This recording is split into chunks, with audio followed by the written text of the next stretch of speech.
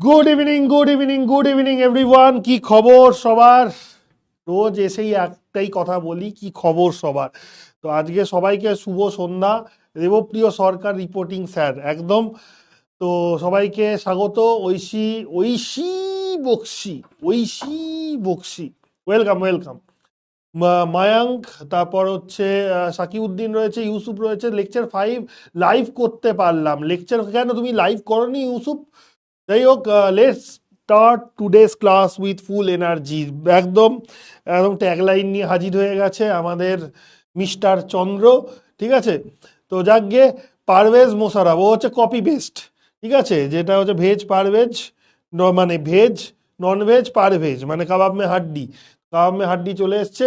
মুর্শিদা বলছে may I come in sir? No, you you should not come in, you should run in to the class, মানে দৌড়ে দৌড়ে ক্লাসে চলে এসো একদম। ঠিক আছে, তো Rohit welcome, Rohit Sepai present in this class. সবাইকে, Surajit welcome, very good evening সবাইকে। সবাইকে যাদের নাম নিতে পারছি না, বাপরে বাপে এত ফাস্ট চ্যাট যাচ্ছে যে নামই করতে পারছি না। সব রেকর্ডেড ক্লাস করেছি স্যার, অসুস্থ তাই। আচ্ছা আচ্ছা, ঠিক আছে ইউসুফ, আশা করি এখন ভালো রয়েছো। Mannip Shah welcome, Swati welcome, very good evening, very good evening. যাদের নাম নিতে পারলাম না সবাইকে, সবাইকে আমার সমস্ত ব্যাটালিয়ানের স্টুডেন্টদের সবাইকে স্বাগত আজকের ক্লাসে। তো আজকের ক্লাসে যেরকম দেখো, তোমাদের বলেছিলাম আগের দিন হয়তো কিছু জন মন মোড়া হয়ে গেছিল যে পোল কোশ্চেন স্যার করালেন না, বা পোল আজকে হবে না, আজকে উঠেছিল। তো আজকে আমি কিছু কোশ্চেন এনেছি, এবার কতগুলো করতে পারবো আই ডোন্ট নো, বাট হ্যাঁ, আজকে থিওরির দিকেও আমাদের জোর দিতে হবে। এটা ফ্যাক্ট যে আমরা একদম ইনিশিয়াল স্টেজে রয়েছি, একদম অর্গানিকের। তো ফিফথ লেকচারে এসেও আমরা স্টিল কিন্তু ইনিশিয়াল ফেজে রয়েছি, আমি এটাই বলবো। বাট হ্যাঁ, এই জিনিসগুলো খুব ভালো করে বোঝাটা আমাদের প্রয়োজন। তো SN1 রিয়াকশনের কারুকাজ বা হ্যান ত্যান এইগুলো সমস্ত দেখে আসতে বলেছিলাম, যেইগুলো আমরা আগের দিন ডিসকাস করেছিলাম, তাই তো। তো আজকেও আমরা SN1 রিয়াকশনের ব্যাপারে কিছু এক্সাম্পলস, কিছু কন্ডিশনস আমরা আরো পড়বো। ঠিক আছে, এবং তারপর চলে যাব SN2 রিয়াকশনসে। SN2 রিয়াকশনসে চলে যাব, ঠিক আছে। তো আজকের এজেন্ডা কি, চলো লেখা যাক। আজকের এজেন্ডা হচ্ছে যে তোমার যে SN2 রিয়াকশনস, ঠিক আছে, SN2 রিয়াকশনস। SN2 ফার্স্টে হচ্ছে কোয়েশ্চেন্স, কিছু কোয়েশ্চেন্স করবো আমরা, এবং তারপর SN2 রিয়াকশনসে যাব। কোয়েশ্চেন্স করব এবং কিছু SN2 রিয়াকশনসে যাব। এবার শুরুতেই তার মানে কোয়েশ্চেন নয়, কিন্তু শুরুতে আমার কিছু জিনিস বলতে হবে। ঠিক আছে, তারপর আমরা মানে কোশ্চেন্স করব, তারপর SN2 রিয়াকশনসে যাব যদি পসিবল হয়। তো আজকে এজেন্ডা হচ্ছে কোশ্চেন্স করা, ডেফিনেটলি কিছু কোশ্চেন্স আমরা করব, এবং তারপর আমরা চলে যাব SN2 রিয়াকশনসে, মানে তার থিওরি পার্টটা, যেরকম আমরা SN1টা বুঝেছিলাম। তো SN1টা শেষ করব, তারপর SN2তে যাব। ঠিক আছে, ভালো কথা। তো কিছু জিনিস দেখো, আমরা যেখানে শেষ করেছিলাম কিছু আমরা এক্সাম্পল নিয়েছিলাম যে কার ক্ষেত্রে SN1 বিক্রিয়ার হার কত বেশি হবে, কম হবে, এই সমস্ত জিনিসগুলো আমরা দেখেছিলাম, তাই না। তো আজকেও একই কাজ করব। আজকেও কি করব, একই কাজ করব, এবং আমরা দেখব যে SN1 রিয়াকশনসগুলোর আরো কিছু ক্রাইটেরিয়া। ঠিক আছে, তাজওয়ারি স্যার কেমন আছেন? খুব ভালো আছি, ফাটাফাটি আছি, বিন্দাস আছি। এবং আজকের ওয়েদারটা খুব ভালো, তাই না। তার কারণ হচ্ছে বৃষ্টি পড়েছে, বেশ বৃষ্টি আজকে, মানে খুব যে বৃষ্টি পড়েছে সেটা বলবো না, অ্যাটলিস্ট আমাদের এখানে মানে নিউ টাউন, রাজারহাট চত্বর আমরা যদি দেখি, তাহলে খুব বেশি যে বৃষ্টি পড়েছে তা না। আবার সকাল থেকেই একটা মেঘলা ওয়েদার, বৃষ্টি পড়েছে ঝিরিঝিরি, বৃষ্টি পড়েছে। ঠিক আছে, তো গরমটা কম রয়েছে, আরামদায়ক ওয়েদার। তো আজকের ওয়েদারে বিরিয়ানি আর আজকে নয়, আজকের ওয়েদারে কিন্তু খিচুড়ি খাওয়ার জন্য হচ্ছে অতি উত্তম, তাই না। তো স্যার সবসময় আপনি কোনো খাবারের কিছু না কিছু আইটেমের কথা নিয়ে চলে আসেন, আর আমরা পড়াশোনা থেকে ডিফ্লেক্ট হয়ে যাই। না না, এটা খাওয়াটা হচ্ছে মোটিভেশন। দেখো, বিশেষ করে কেন খাওয়াটাকে মোটিভেশন করা উচিত, দেখো তার সপক্ষে আমার কিছু যুক্তি রয়েছে। সেই যুক্তিগুলো কি? যুক্তিগুলো অকাট্য লাগতে পারে, বা বাজে লাগতে পারে, ভালো লাগতে পারে। যুক্তি হচ্ছে এটাই, দেখো সত্যি কথা, আমরা আমরা কেন পড়াশোনা করছি, আমরা কেন কষ্ট করি? ঠিক আছে, খাওয়ার জন্য। ঠিক আছে, খাওয়া ছাড়া তুমি বেঁচে থাকবে না। তাহলে আমরা যে কষ্ট করছি, পড়াশোনা করছি, ঠিক আছে, তো কাজ করছি, বা ভবিষ্যতে যখন চাকরি করব, ঠিক আছে, তো আমরা তো ইনকাম করব। এবার ইনকামটা কেন করতে হয়? পেট চালানোর জন্য, মানে খাওয়ার জন্য। তো তুমি যদি খাওয়াতেই তোমার যদি ইন্টারেস্ট না থাকে, তাহলে তুমি রোজগার করে লাভ কি? তাহলে রোজগার করো না। ঠিক আছে, তো এই হচ্ছে ব্যাপার বিশেষ করে। তো যাই হোক, যেটা বলছিলাম, আজকে খিচুড়ি খাওয়ার জন্য অতি উত্তম ওয়েদার। এবং রিয়েলি আমি আজকে খিচুড়ি খেয়েই এসেছি বাড়ি থেকে। এখন মা জানে যে এরকম ওয়েদারে আমার খিচুড়ি খুব ফেভারিট। আজকে আর বিরিয়ানি নয়, আজকে বিরিয়ানি তো ঠিক আছে অল টাইম চলবে, সেটাও অসুবিধা নয়, বাট আজকে খিচুড়ি হচ্ছে সব থেকে বেস্ট। খিচুড়ি আর পাশে একটা কোনো ভাজা থাকবে, মানে বেগুন ভাজা বা তোমার হচ্ছে ডিম ভাজা, ব্যাস। ওহ, লাজাবাব। মানে আজকের এই ওয়েদারে খিচুড়িও মনে হয় বিরিয়ানিকে টেক্কা দিয়ে দেবে, এই হচ্ছে ব্যাপার। যাক গে, তো শুরু করা যাক। হ্যাঁ স্যার, আমি একমত। স্যার, একটা কোশ্চেন করবো? একটা কেন, তুমি দুটো কোশ্চেন করো, কোনো অসুবিধা নেই। সোনালি, ঠিক আছে স্যার। আমি পোলাও, ঐশী কি পোলাও খাচ্ছে আজকে, বলছে খাবো স্যার। এ সব সময় খাওয়া দূর, এখন ক্লাস করো। স্যার, বৃষ্টিতে ভিজে আমার মানে ঠান্ডা লেগেছে। বাহ, খুব ভালো কাজ করেছো। বৃষ্টিতে ভিজতে কে বলেছিল তোমাকে? আমি বলেছিলাম বৃষ্টিতে ভিজতে? খিদে পেয়ে গেল স্যার? না না, তোমরা তো ঠিক আছে, তা হয় খেয়েছো, খিদে পাচ্ছে, কি আর করা যাবে, তো খাবারের নাম শুনলে খিদেটা পায়, কিছু করার নেই। তো কন্ট্রোল করতে শেখো। তো দেখো, আমরা কোশ্চেন্স তো করবো, কোশ্চেনের আগে যেখানে আমরা ছিলাম সেখান থেকে শুরু করা যাক, ঠিক আছে? তো যাকগে, স্যার একটা কোশ্চেন করবো? হ্যাঁ অবশ্যই করো, কোনো অসুবিধা নেই, আমি উত্তর দেবো। তো তবে আস্তে আস্তে আমরা স্টার্ট করি এবার, ঠিক আছে? না হলে এই সব খাওয়া দাওয়ার কথায় কিন্তু আমরা ডুবে গেলে মুশকিল, তাহলে আমাদের টাইমটা বেরিয়ে যাবে, ঠিক আছে? তো দেখো, বেসিক্যালি আমরা কিছু এক্সাম্পলস দেখেছিলাম, আজকেও তাই করব কিছু। আমি মানে ধরো কম্পাউন্ড আমি নেব, যেমন ধরো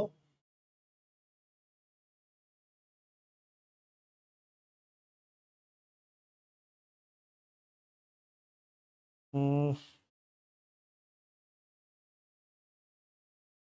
দাঁড়াও এক সেকেন্ড।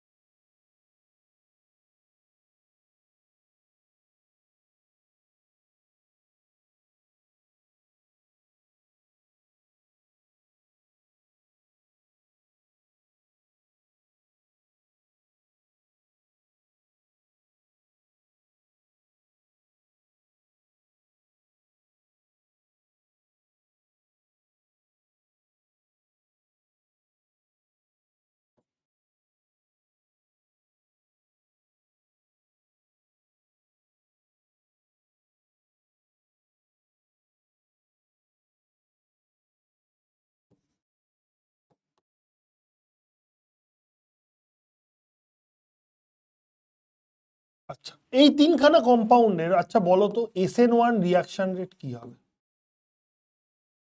SN1 রিয়াকশন রেট কি, কি করে বার? এই তিনখানা কম্পাউন্ডের SN1 রিয়াকশন রেট কি হবে, কি করে বার করবে? আর কপি ক্যাটস ওই কাবাব মে হাড্ডিকে করতে দাও, কোনো লাভ হবে না। KGF কি বলছে? হালচাল তো বাড়িয়া হ্যায়, আপনা বাতাও পারভেজ। পারভেজ এখন কাবাব মে হাড্ডি হতে চলেছে, ওর আর বেশি দিন নেই, ওকে নিয়ে বেশি টানা হিচড়া করো না। ইনক্রিজ হবে স্যার, ক্রমশ ইনক্রিজ হবে। কি হবে? আমি যদি এটাকে 1, এটাকে 2, এটাকে যদি 3 হিসাবে যদি ধরি, তাহলে 1 2 3 এর রিয়াক্টিভিটি অর্ডার, SN1 রিয়াকশন রেটটা কি হবে? ক্লাস 12 এর লেকচারগুলো এইচএস এর পর অ্যাপে লোড থাকবে নাকি? না দেখো, অ্যাপে তো থাকবে ক্লাস 12 এর, বাট ওইটা ব্যাচের একটা ভ্যালিডিটি হয়, মানে টাইম লিমিট হয়, একটা সময় পর ওইগুলো ব্যাচটা এক্সপায়ার করে যাবে, তখন তুমি আর দেখতে পাবে না আর কি। ডিক্রিজ হবে, কমবে, এত সোজা। ক্লাস 12 এর লেকচারগুলো, এই তো আমি বললাম, আব্দুল, আব্দুল তোমার প্রশ্নের জবাব আমি দিয়ে দিয়েছি, ইনক্রিজ হবে। এখানেই তো ফাঁসলে, এখানেই তো ফাঁসলে। এবার দেখো আমি কি বলছি, আমি বলছি যে SN1 রিয়াকশন রেট যেটা হবে,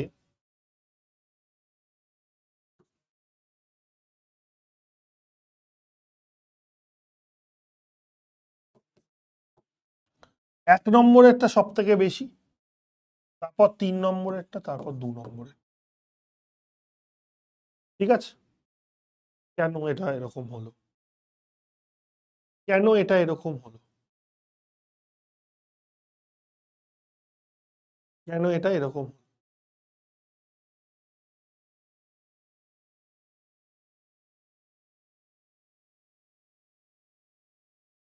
কেন এটা এরকম হলো? 1 3 2 কেন এরকম হলো? দেখো, সবাই ভুল উত্তর দিয়েছে। এখানেই হচ্ছে কনসেপ্ট, এখানেই হচ্ছে জিওসি। ঠিক আছে, এখানেই হচ্ছে জিওসি। এই জন্যই আমি বলি যে ফাঁকি মারলে চলবে না। দেখো, SN1 রিয়াকশন মানে কি? আগের দিন আমরা কি জেনে এসেছি? কার্বোক্যাটায়নের স্টেবিলিটি। তাহলে যে যত বেশি স্টেবল কার্বোক্যাটায়ন তৈরি করবে, তার রিয়াকশন রেট তত বেশি।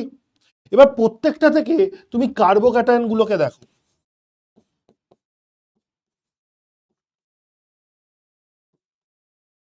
এই কার্বোক্যাটায়নটা পাচ্ছ, এখান থেকে কি কার্বোক্যাটায়ন পাবে?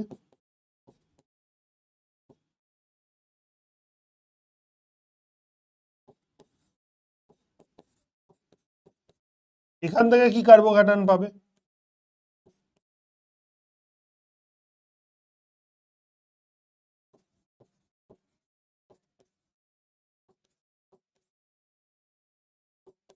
এই কার্বোক্যাটায়ন। ঠিক তো? এবারে একটা জিনিস ভালো করে বোঝার চেষ্টা করো, এই নাইট্রো গ্রুপের কি রোল এখানে? নাইট্রো গ্রুপের কি রোল? আগের দিন বলেছিলাম যে কার্বোক্যাটায়নের স্টেবিলিটি কি করে বুঝতে হয়, যে সেটা হচ্ছে ফার্স্টে হচ্ছে রেজোনেন্স, তারপর হাইপার কনজুগেশন, তারপর হচ্ছে প্লাস আই এফেক্ট। রেজোনেন্সকে আমরা সব থেকে বেশি প্রায়োরিটি দিই যে কোনো কিছু ক্ষেত্রে। রেজোনেন্সের গুরুত্ব সব থেকে বেশি, তারপর হাইপার কনজুগেশন, তারপর হচ্ছে ইন্ডাকটিভ এফেক্ট, মানে প্লাস আই বা মাইনাস আই এফেক্ট। এবার ভালো করে একটা জিনিস বোঝার চেষ্টা করো, যে এই যে কার্বোক্যাটায়নটা, এইটা হচ্ছে sp3 হাইব্রিডাইজড আলফা কার্বন, এর সঙ্গে দুটো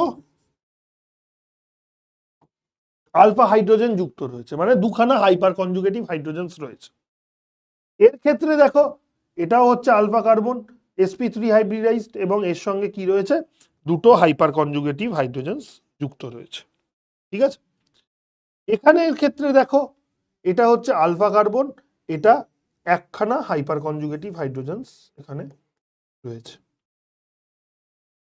এটা তো গেলে হাইপার কনজুগেশন দিয়ে। দেখো, এখানে কোনো রেজোনেন্স নেই, এখানে কোনো কিন্তু রেজোনেন্স নেই। এখানে কি রয়েছে? হাইপার কনজুগেশন রয়েছে। তো হাইপার কনজুগেশন থেকে আমরা এইটুকু বুঝতে পারছি যে এই কার্বন আর, মানে এই কার্বোক্যাটায়ন আর এই কার্বোক্যাটায়নের মধ্যে এই দুটো কার্বোক্যাটায়ন কিন্তু এই কার্বোক্যাটায়নটার থেকে বেশি স্টেবল। এইটা বুঝতে পারছি তো হাইপার কনজুগেশন থেকে। আমি বলেছি যে যার কাছে যত বেশি সংখ্যক হাইপার কনজুগেটিভ হাইড্রোজেন্স থাকবে, তার স্টেবিলিটি তত বেশি। ভালো কথা। তার মানে আমি অ্যাটলিস্ট হাইপার কনজুগেশন দেখে, রেজোনেন্স তো এখানে নেই, হাইপার কনজুগেশন দেখে এইটুকু বুঝতে পেরে গেছি যে 1 আর 3-এর স্টেবিলিটি 2 নম্বরের থেকে বেশি। তাই এই অর্ডারটা আমি এরকম লিখেছি। এবার দেখো, আরো একটু ডিটেলে যাওয়া যাক। প্রথমটার ক্ষেত্রে কোনো নাইট্রো গ্রুপ ছিল না। এই NO2টা কি? নাইট্রো গ্রুপ বলি আমরা। এখানে নাইট্রো গ্রুপ রয়েছে, দ্বিতীয়টাতেও নাইট্রো গ্রুপ রয়েছে। কিন্তু দেখো, নাইট্রো গ্রুপ কি ধরনের এফেক্ট দেখায়? নাইট্রো গ্রুপ দেখায় হচ্ছে মাইনাস আই এফেক্ট। এখানে নেগেটিভ ইন্ডাকটিভ এফেক্ট দেখায়। মানে নেগেটিভ ইন্ডাকটিভ এফেক্ট মানে ইলেকট্রন উইথড্রয়িং এফেক্ট, মানে ইলেকট্রন টেনে নেয়, উইথড্র করে নেয় ইলেকট্রন। আর যে কোনো ইলেকট্রন উইথড্রয়িং গ্রুপ কি করে? কার্বোক্যাটায়নের স্টেবিলিটিকে কমায়। ঠিক আছে? তো মাইনাস আই এফেক্ট বা ইলেকট্রন উইথড্রয়িং এফেক্ট, তাহলে মাইনাস আই, এটা জেনে রাখবে, minus I and minus M effects are electron withdrawing effect. Electron withdrawing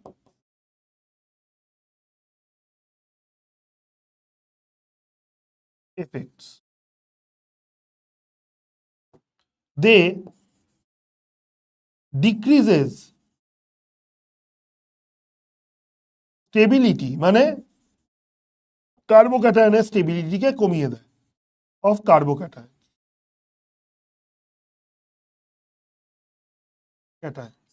ঠিক আছে? তো মাইনাস আই এবং মাইনাস এম এফেক্ট যে গ্রুপের থাকবে, দেখো minus I, minus I am effect, এইগুলো সব কিন্তু নাম শুনেছো, হয়তো ভুলে গেছো। হয়তো ভুলে গেছে, এখন অতটা ভালো করে মনে নেই, ঠিক আছে, আই টোটালি আন্ডারস্ট্যান্ড। আস্তে আস্তে করতে করতে করতে করতে মানে মনে পড়ে যাবে, ঠিক আছে। তো নাইট্রো গ্রুপ কি করে, মাইনাস আই এফেক্ট দেখাতে পারে, মানে একটা ইলেকট্রন উইথড্রয়িং গ্রুপ। এবং ইলেকট্রন উইথড্রয়িং গ্রুপ থাকলে কি হবে, নেগেটিভ ইন্ডাকটিভ এফেক্ট যখন দেখাচ্ছে, কার্বোক্যাটায়নের স্টেবিলিটিটাকে কমিয়ে দেবে। তাহলে এখানে 1 নম্বরের তুলনায় 2 নম্বর বা 3 নম্বরটা কম স্টেবল, তার কারণ এখানে একটা electron withdrawing minus I effect দেখানো একটা গ্রুপ রয়েছে, নাইট্রো গ্রুপ, এখানেও রয়েছে, 2 নম্বরেও রয়েছে, 3 নম্বরেও রয়েছে। বোঝা গেল? তাহলে এর জন্য কি হয়ে গেল, 1 নম্বরের থেকে 2 নম্বর আর 3 নম্বরের স্টেবিলিটিটা কম হয়ে গেল, যেটা অলরেডি এখানে দেখতে পাচ্ছি। এবার ব্যাপার হচ্ছে যে 3 নম্বরেরটা স্যার কেন বেশি হলো স্টেবিলিটি, 2 নম্বরেরটা কেন সবার লাস্টে হলো? তার কারণ এই মাইনাস আই এফেক্ট নির্ভর করে হচ্ছে দূরত্বের ওপর, ডিস্টেন্সের ওপর। এবার এই NO2 গ্রুপটা দেখো, এই পজিটিভলি চার্জড কার্বনটা থেকে দেখো কাছাকাছি রয়েছে অনেকটা। এই পজিটিভ চার্জ কার্বনের পরের কার্বনের সঙ্গেই নাইট্রো গ্রুপটা যুক্ত, অনেক কাছাকাছি রয়েছে। তার মানে যত কাছাকাছি কোনো প্লাস আই বা মাইনাস আই এফেক্ট দেখানো কোনো গ্রুপ যত কাছাকাছি থাকে, ডিস্টেন্সের ওপর যেহেতু নির্ভর করে, তো কাছাকাছি থাকলে আরো বেশি করে মাইনাস আই এফেক্ট দেখাবে, মানে বেশি করে ইলেকট্রন উইথড্রয়িং নেচারটা দেখাবে।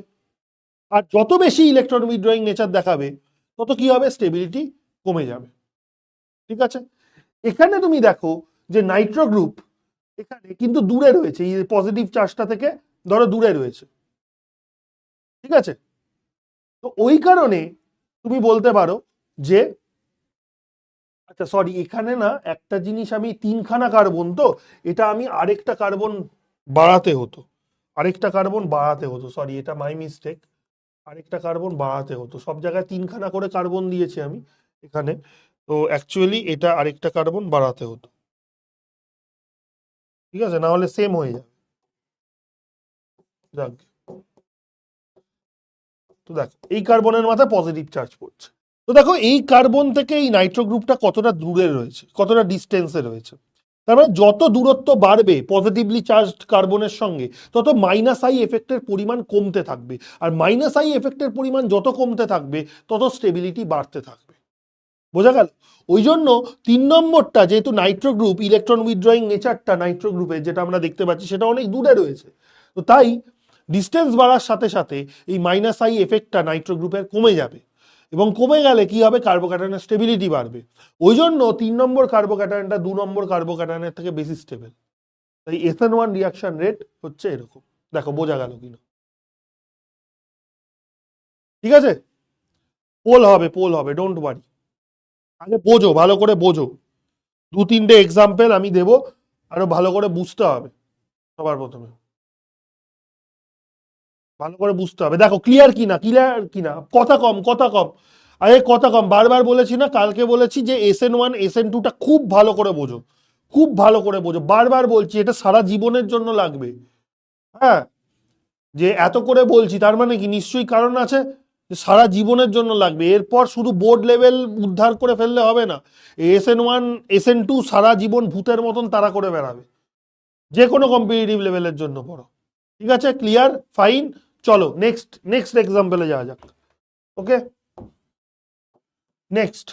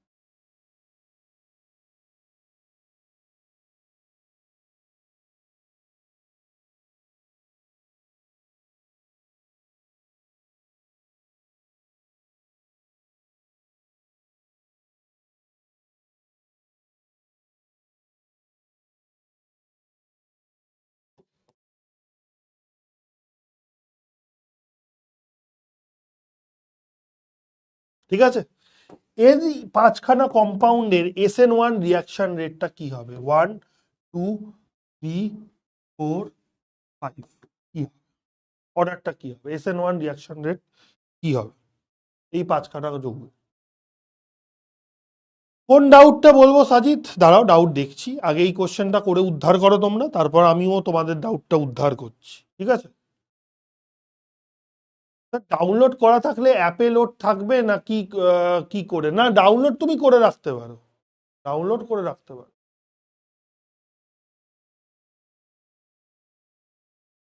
স্যার বলছি 52 রিয়াকশন যে মনে রাখতে হয় ওইগুলো কখন করাবেন? কে বলেছে 52 রিয়াকশন?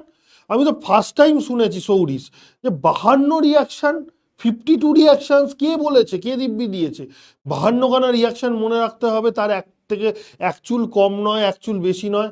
আমার তো জানা নেই সিরিয়াসলি যে কোন 52 খানা রিয়াকশন মনে রাখতে হবে, যে মনে রাখলেই একদম দিগ্বিজয় জয় করে ফেলবে তুমি। কি হবে? দাঁড়াও, ঈশিতা কি বলছে? 5 4 3 1 2, 5 4 3 1 2, 5 3, সবাই 5টাকে বলছে, কেউ বলছে 3, 5 3 1 2 4। আমি এখনো অবধি ঠিক উত্তর পাইনি, এখনো অবধি ঠিক উত্তর পাইনি, সব কটা ভুল উত্তর। 5 3 1 3 4, কি হাজার হাজার মনে রাখতে হয় যে? কোন হাজার হাজার মনে রাখবে তুমি? কোনো কিছু মনে রাখার কিচ্ছু করতে হয় না। আমার তো জানা নেই বাবা, আমার স্বল্প জ্ঞানে আমি তো বলছি, আমি ওরকম 52 রিয়াকশনের নাম আমি শুনিনি যে মনে রাখতে হয়। 3 4 ইনক্রিজ হবে। আচ্ছা, স্যানাস তো খুব সুন্দর বলে দিল। 1 2 3 4 5, অঙ্কন লেস দেন না গ্রেটার দেন কিছুই তো বুঝলাম না। 1 2 3 4 5, 1 3, ববি কি বলছে? 1 3, তারপর হচ্ছে 5, তারপর হচ্ছে 4, তারপর হচ্ছে 2। অসাধারণ,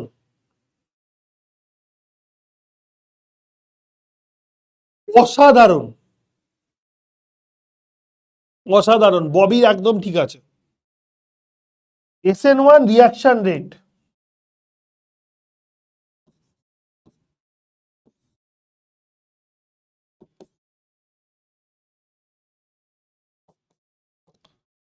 সেটা হচ্ছে 1 সব থেকে বেশি ফাস্টার রেটে রিয়াকশন করবে, তারপর 3, তারপর 5, তারপর হচ্ছে 4, তারপর হচ্ছে 2। এই হচ্ছে রিঅ্যাক্টিভিটি অর্ডার, এই হচ্ছে SN1 রিয়াকশনের রিঅ্যাক্টিভিটি অর্ডার। যেই অ্যালকিল হ্যালাইড গুলো বা অ্যারাইল হ্যালাইড গুলো তোমার এই রেটে রিয়াকশনটা দেখাবে। এবার কেন? আবারও বলছি, কার্বোক্যাটায়নের স্টেবিলিটি। এবার কার্বোক্যাটায়নের স্টেবিলিটি কি করে দেখবো? তাহলে কার্বোক্যাটায়ন গুলোকে সবার আগে আঁকো। তাহলে প্রথম যে কার্বোক্যাটায়নটা যেটা পাবে সেটা হচ্ছে এই কার্বোক্যাটায়ন। দ্বিতীয় যে কার্বোক্যাটায়নটা পাবে, that will be this carbocation.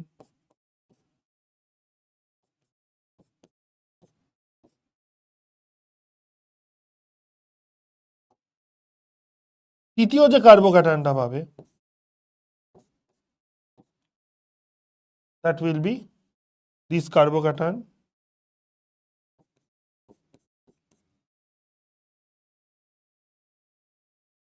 চতুর্থ যে কার্বোক্যাটায়নটা পাবে, that will be this carbocation.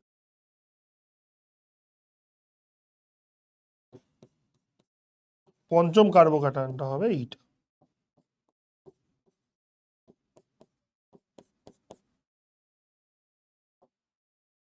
এবার ব্যাপার হচ্ছে যে এই কার্বোক্যাটায়নের স্টেবিলিটি গুলো বুঝবো কি করে? তার জন্য দেখো এখানে বেসিক্যালি SN1 রিয়াকশন রেটটা বোঝার জন্য কার্বোক্যাটায়নের স্টেবিলিটিটা বুঝলেই যথেষ্ট, ঠিক আছে?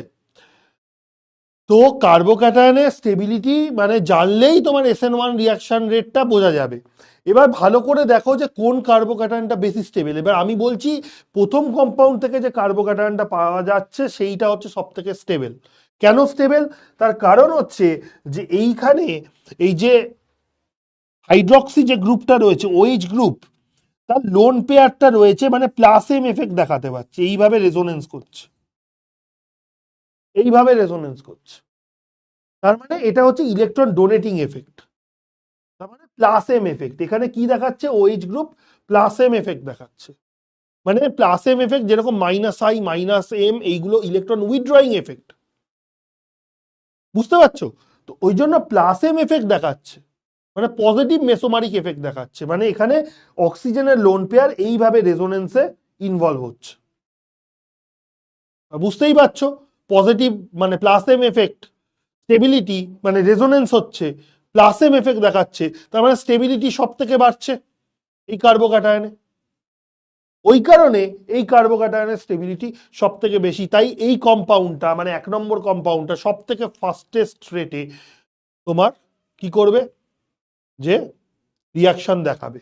ঠিক আছে, এবার তুমি দেখো এরপরে 3 নম্বর কম্পাউন্ডটা কেন হলো। এবার 3 নম্বর কম্পাউন্ডে দেখো প্যারা পজিশনে এখানে মিথাইল গ্রুপ রয়েছে, প্যারা পজিশনে মিথাইল গ্রুপ রয়েছে। মিথাইল গ্রুপটা কি দেখায়? মিথাইল গ্রুপটা হাইপার কনজুগেশন দেখায়, হাইপার কনজুগেশন, হাইপার সি ছোট্ট করে লিখলাম। হাইপার সি মানে হচ্ছে হাইপার কনজুগেশন, আগের দিন যেরকম বলছিলাম হাইপার কনজুগেশন দেখাবে। ঠিক আছে, এবং প্লাস প্লাস আই এফেক্ট। ঠিক আছে, তাহলে হাইপার কনজুগেশন আর প্লাস আই এফেক্ট দুটোই কি করে? কার্বোক্যাটায়নের স্টেবিলিটিটাকে বাড়ায়। ঠিক আছে, তাহলে মিথাইল গ্রুপ প্যারা পজিশনে থেকে কি করছে? কার্বোক্যাটায়নের স্টেবিলিটি বাড়াচ্ছে। ঠিক আছে, এবার এইখানে যেহেতু রেজোনেন্স হচ্ছে না, তাহলে বুঝতে পারছো যে স্টেবিলিটি এই 1 নম্বর কার্বোক্যাটায়নটার তুলনায় 3 নম্বর কার্বোক্যাটায়নের স্টেবিলিটি কম হয়ে গেল। তার কারণে এখানে মিথাইল গ্রুপ কিন্তু কোনো রেজোনেন্স দেখাচ্ছে না, এখানে হাইপার কনজুগেশন দেখাচ্ছে। যেহেতু মিথাইল গ্রুপের কার্বনটা হচ্ছে sp3 হাইব্রিডাইজড, 3খানা হাইপার কনজুগেটিভ হাইড্রোজেন্স রয়েছে, বুঝতেই পারছো। তো ওই কারণে হাইপার কনজুগেশন আর প্লাস আই এফেক্ট দেখাচ্ছে। তাই এই কার্বোক্যাটায়নটা হচ্ছে 1 নম্বর কার্বোক্যাটায়নটার তুলনায় কম স্টেবল। বোঝা গেল? এবার এবার আসছি এবার 5 নম্বরটা। এবার 5 নম্বরটা বেশি স্টেবল, এই কার্বোক্যাটায়নটা বেশি স্টেবল। কেন? তার কারণ হচ্ছে এই কার্বোক্যাটায়নে কোনো ইলেকট্রন ডোনেটিং গ্রুপও নেই, যে প্লাস এম বা হাইপার কনজুগেশন বা প্লাস আই এফেক্ট দেখাবে, এই ধরনের ইলেকট্রন ডোনেটিং কোনো গ্রুপও নেই।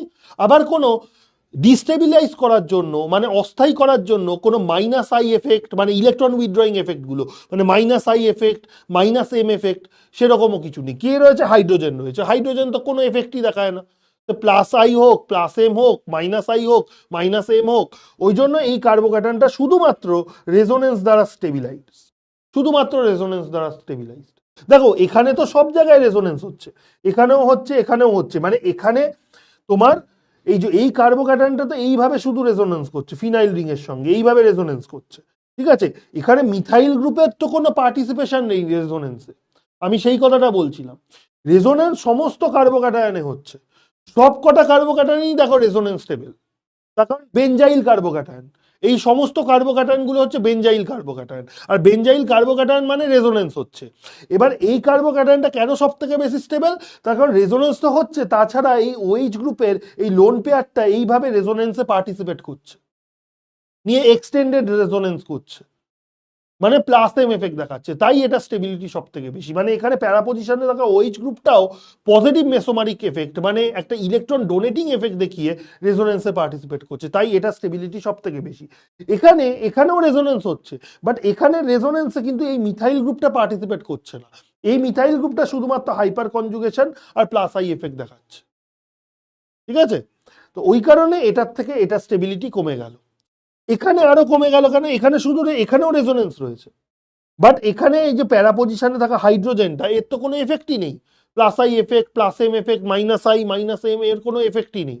তো ওই জন্য 5 নম্বর কার্বোক্যাটায়নটা সব থেকে স্টেবল। এরপরে আসছে তারপর হচ্ছে 4 নম্বর। 4 নম্বরটা কি? 4 নম্বরে এখানে ক্লোরিন রয়েছে। এবার ক্লোরিনের মাইনাস আই এফেক্ট একটা রয়েছে, যেটা হচ্ছে electron withdrawing nature minus I effect, যেটা কিনা ডমিনেট করে তার প্লাস এম এফেক্টকে, তার প্লাস এম এফেক্টকে ডমিনেট করে হচ্ছে মাইনাস আই এফেক্টটা। মানে ক্লোরিনের কি রয়েছে, ক্লোরিন যেহেতু ইলেকট্রোনেগেটিভ ইন নেচার, তো ওই জন্য ইলেকট্রন উইথড্রয়িং এফেক্ট দেখায় ক্লোরিন, মানে মাইনাস আই এফেক্ট দেখায়। কিন্তু এই ক্লোরিনের মাইনাস আই এফেক্টটা আবার তার সঙ্গে সঙ্গে ও প্লাস এম এফেক্ট, মানে এই ওইচ গ্রুপ যেরকম ধরো এই লোন পেয়ার ডোনেট করছে, সেরকম ক্লোরিনও একই কাজ করতে পারে, লোন পেয়ারটা ডোনেট করতে পারে, মানে এইভাবে রেজোনেন্সে এক্সটেন্ডেড রেজোনেন্সে ইনভলভ হতে পারে। বাট ক্লোরিনের সেই প্লাস এম এফেক্টটা কিন্তু তোমার মাইনাস আই এফেক্টের তুলনায় কম, অনেকটাই কম। ওই জন্য মাইনাস আই এফেক্টটাকে আমরা বেশি ডমিনেটিং আমরা ধরে নিচ্ছি, মানে মাইনাস আই এফেক্টটাই হচ্ছে বেশি ডমিনেটিং প্লাস এম এফেক্টের তুলনায়। ঠিক আছে, তো ওই কারণে তোমার কি হচ্ছে, এটার ইলেকট্রন উইথড্রয়িং নেচার, মানে ক্লোরিনের যে একটা ইলেকট্রন উইথড্রয়িং নেচার যে রয়েছে, সেটাকে আমরা বেশি গুরুত্ব দিচ্ছি। তাহলে ওই কারণে কি হচ্ছে, ক্লোরিনের ইলেকট্রন উইথড্রয়িং নেচার মানে মাইনাস আই এফেক্টের জন্য কি হচ্ছে, ক্লোরিনের যে কার্বোক্যাটায়নের স্টেবিলিটিটাকে কমিয়ে দিচ্ছে, এবং কমানোর ফলে কি হয়ে যাচ্ছে, 4 নম্বরের স্টেবিলিটি তারপর কম। এবার সব থেকে লিস্ট স্টেবল কার্বোক্যাটায়ন, এটা কেন? তার কারণ এখানে নাইট্রো গ্রুপের মাইনাস এম এফেক্টও রয়েছে, আবার মাইনাস আই এফেক্টও রয়েছে, মানে দুটোই হচ্ছে electron withdrawing in nature. Minus আইও দেখাচ্ছে, আবার মাইনাস এমও দেখাচ্ছে, মানে নেগেটিভ মেসোমারিক এফেক্টও দেখাচ্ছে, আবার নেগেটিভ ইন্ডাকটিভ এফেক্টও দেখাচ্ছে, মানে দুটোই হচ্ছে ইলেকট্রন উইথড্রয়িং নেচার। তার মানে দুটো স্ট্রং ইলেকট্রন উইথড্রয়িং নেচারের জন্য কার্বোক্যাটায়নের স্টেবিলিটি সব থেকে কম হয়ে যাবে এখানে। তো ওই জন্য কার্বোক্যাটায়নের স্টেবিলিটি কমে গেলে রিয়াকশন রেটও কমে যাবে, ওই জন্য 2 নম্বর কম্পাউন্ডটা সব থেকে কম রেটে SN1 বিক্রিয়া দেখাবে। দেখো পুরো ব্যাপারটা ক্লিয়ার কিনা, খুব ইম্পর্টেন্ট, কিন্তু খুব ইম্পর্টেন্ট এই জায়গা। না, কিচ্ছু গোলমেলে যাবে না। ওই জন্যই তো বলছি ভালো করে বুঝতে, ভালো করে মন দিতে। আমি কি বলছি, পোল পোল করে শুধু নাচলে হবে না। আমি বলছি না, যখন পোল করানোর আমি ঠিক করাবো, আমার ওপর ছেড়ে দাও। যখন বোঝাবো, যখন কিছু বলছি ফোকাস করতে, তখন মন দাও, যেরকম যা বলছি সেভাবে শুধু দেখ। মাইনাস এম এফেক্টটা হচ্ছে ইলেকট্রন উইথড্রয়িং এফেক্ট। এবার দেখো মাইনাস এম এফেক্ট জিনিসটা অ্যাকচুয়ালি কি, সেটা যদি বলতে হয় তাহলে আমাদের একটা সেপারেট ক্লাসে বলতে হবে, মানে ক্লাস 11-এর জিনিস এইগুলো, বুঝতে পেরেছো? তো এখন ওইগুলো শেখনি বলে তুমি জিজ্ঞাসা করছো, ঠিক আছে? তো রেজোনেন্স এফেক্ট, মাইনাস এম এফেক্টটা হচ্ছে একটা রেজোনেন্স এফেক্ট, যেখানে কি হচ্ছে, রেজোনেন্সের মাধ্যমে নাইট্রো গ্রুপ কি করছে, ইলেকট্রন তুলে নিচ্ছে, ইলেকট্রন ডেন্সিটি উইথড্র করে নিচ্ছে, মানে তুলে নিচ্ছে। বুঝতে পেরেছো? এই হচ্ছে ব্যাপার। কি জিনিস পড়তে আর ভালো লাগছে না, পড়তে তো হবে, কিছু করার নেই, ব্যাপারটা বোঝো? ঠিক আছে, তাহলে এই হচ্ছে ব্যাপার। ক্লিয়ার? আমরা কোশ্চেন করবো, ডোন্ট ওয়ারি। আরেকটা জিনিস,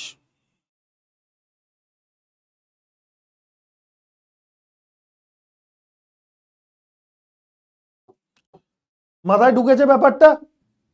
ওকে, ডাউট বক্স দেখছি আমি। এবার নেক্সট কোয়েশ্চেন, এটা হচ্ছে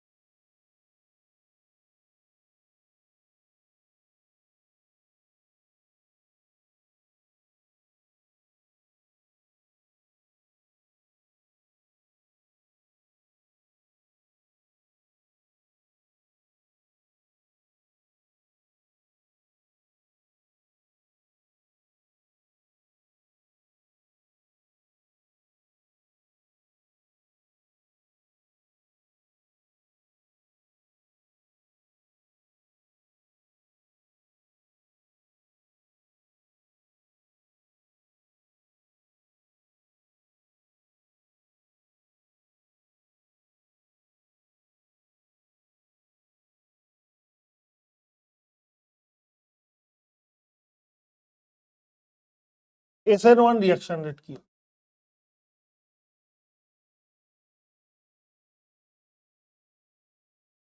SN1 রিয়াকশন রেট কি হবে?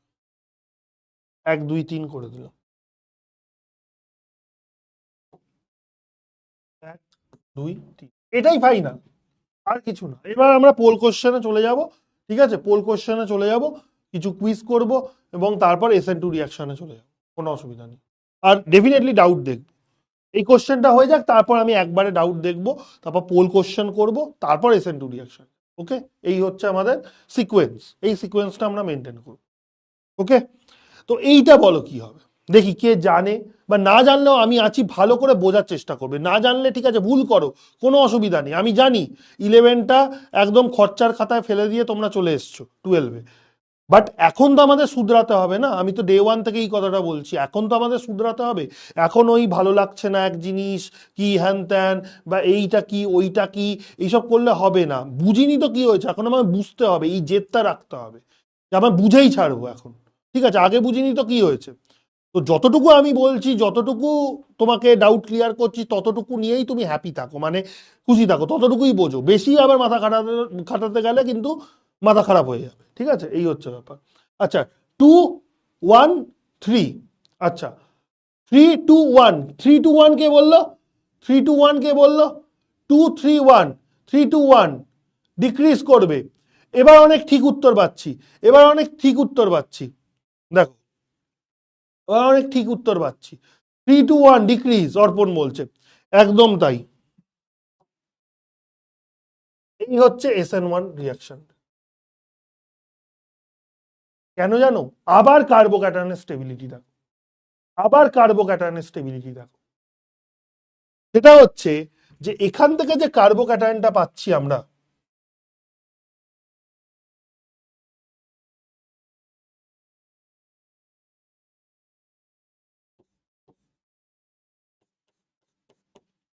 এখান থেকে যে কার্বোক্যাটায়নটা পাচ্ছি,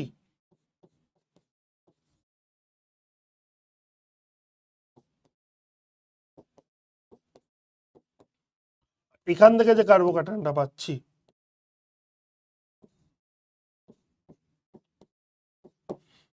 এই কার্বোক্যাটায়ন। এবার কার্বোক্যাটায়নের স্টেবিলিটি আমাকে দেখতে হবে, কার্বোক্যাটায়নের স্টেবিলিটি দেখতে হবে। যে কার্বোক্যাটায়নের স্টেবিলিটি বেশি, সেইটা হচ্ছে সব থেকে স্টেবিল। এবার দেখো এখানে স্টেবিলিটি বুঝবো কি করে, এখানে দেখো সব জায়গায় রেজোনেন্স রয়েছে, দেখো সব জায়গায় রেজোনেন্স। কিভাবে, এই যে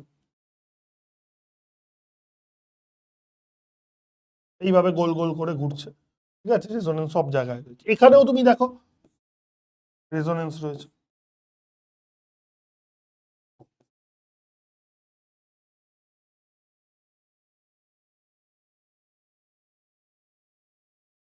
এখানেও রেজোনেন্স রয়েছে, এখানেও তুমি দেখো রেজোনেন্স রয়েছে, ঠিক আছে, এইভাবে গোল গোল করে ঘুরছে। তো সমস্ত জায়গায় তো রেজোনেন্স রয়েছে, তাহলে সবকটা স্টেবল না, রেজোনেন্সকে আমরা সব থেকে বেশি গুরুত্ব দিই। এবার ভালো করে দেখো, এখানেই আসছে Huckel's rule of aromaticity. Huckel's rule, aromatic, non aromatic আর অ্যান্টি অ্যারোমেটিক। হুকেল কি বলছে, যে যৌগগুলো অ্যারোমেটিক তাদের স্থায়িত্ব সব থেকে বেশি। এবার এইটা হচ্ছে অ্যারোমেটিক ইন নেচার, এইটা হচ্ছে অ্যারোমেটিক কার্বোক্যাটায়ন, এইটা হচ্ছে অ্যারোমেটিক, এইটা হচ্ছে নন অ্যারোমেটিক,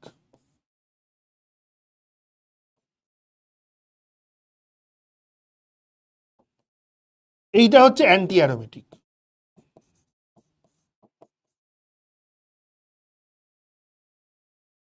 তো স্টেবিলিটি অর্ডার কি হচ্ছে, স্টেবিলিটি অর্ডার হচ্ছে এইটা, স্টেবিলিটি অর্ডার। এবার অ্যারোমেটিসিটি জিনিসটা জানো না ভুলে গেছো, জানো না মানে গুলে মেরে দিয়েছো, হয়তো গুলে মেরে দিয়েছো, ঠিক আছে।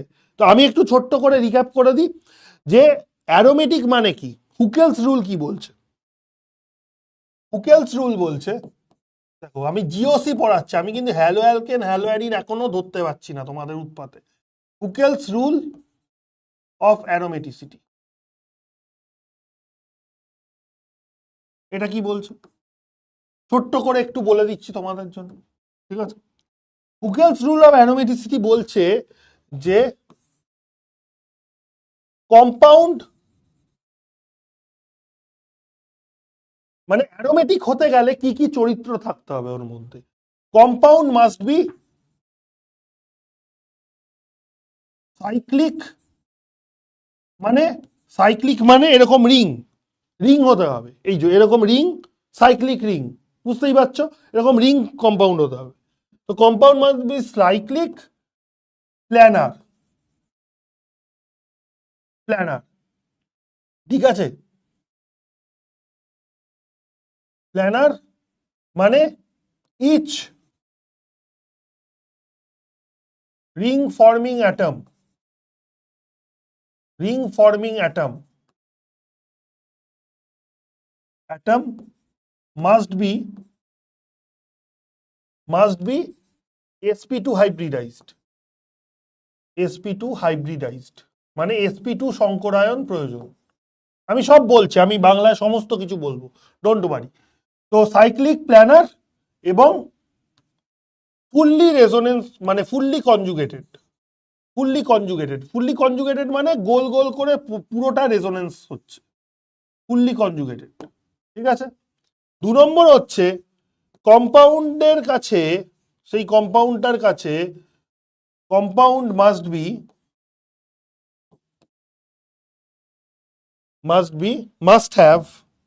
must contain 4n plus 2 number of pi electrons,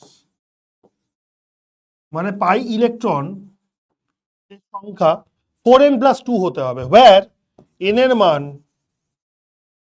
n equal to 0 1 2 3 4 এরকম হতে হবে, মানে কোনো পূর্ণ সংখ্যা আর কি, কোনো ধনাত্মক পূর্ণ সংখ্যা। n এর মান হচ্ছে যে কোনো ধনাত্মক 0 1, 0 হতে পারে 1 2 3 4 এভাবে হতে পারে, ঠিক আছে।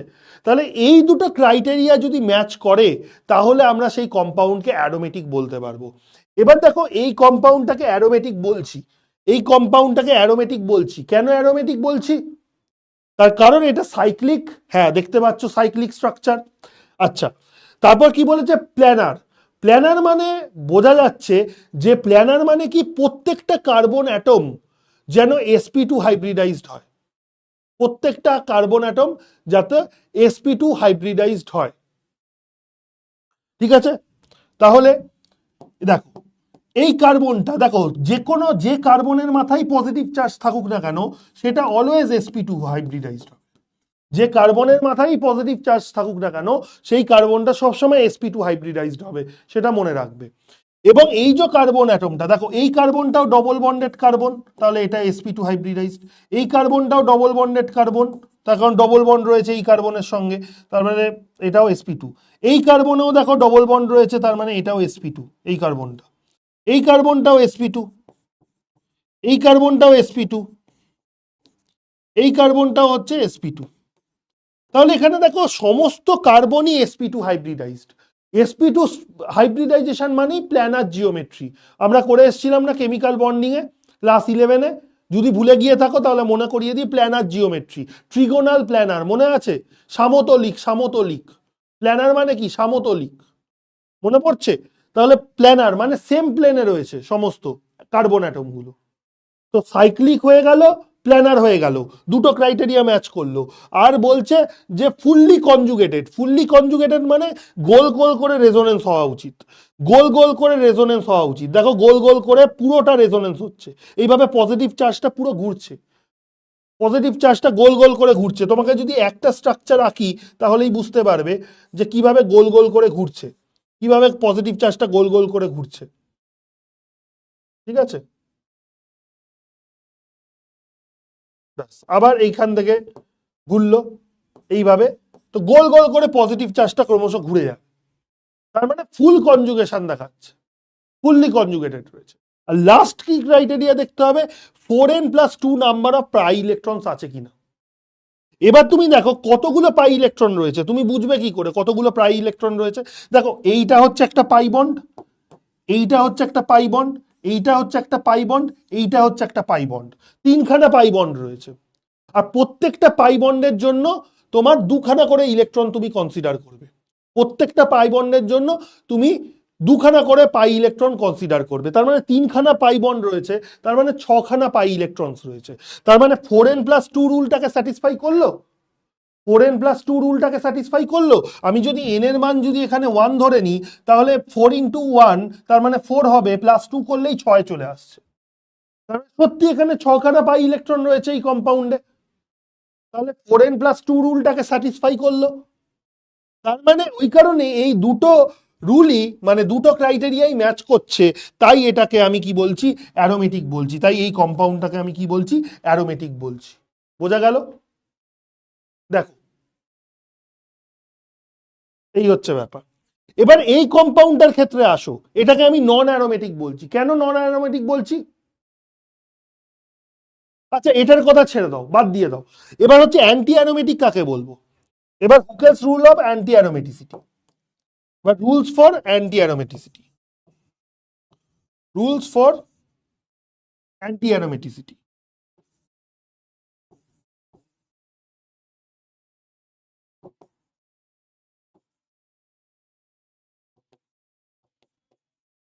ঠিক আছে, রুলস ফর অ্যান্টি অ্যারোমেটিসিটি। এবার কি, যে 1 নম্বর যে রুলটা সেটা হুবহু ফলো হবে।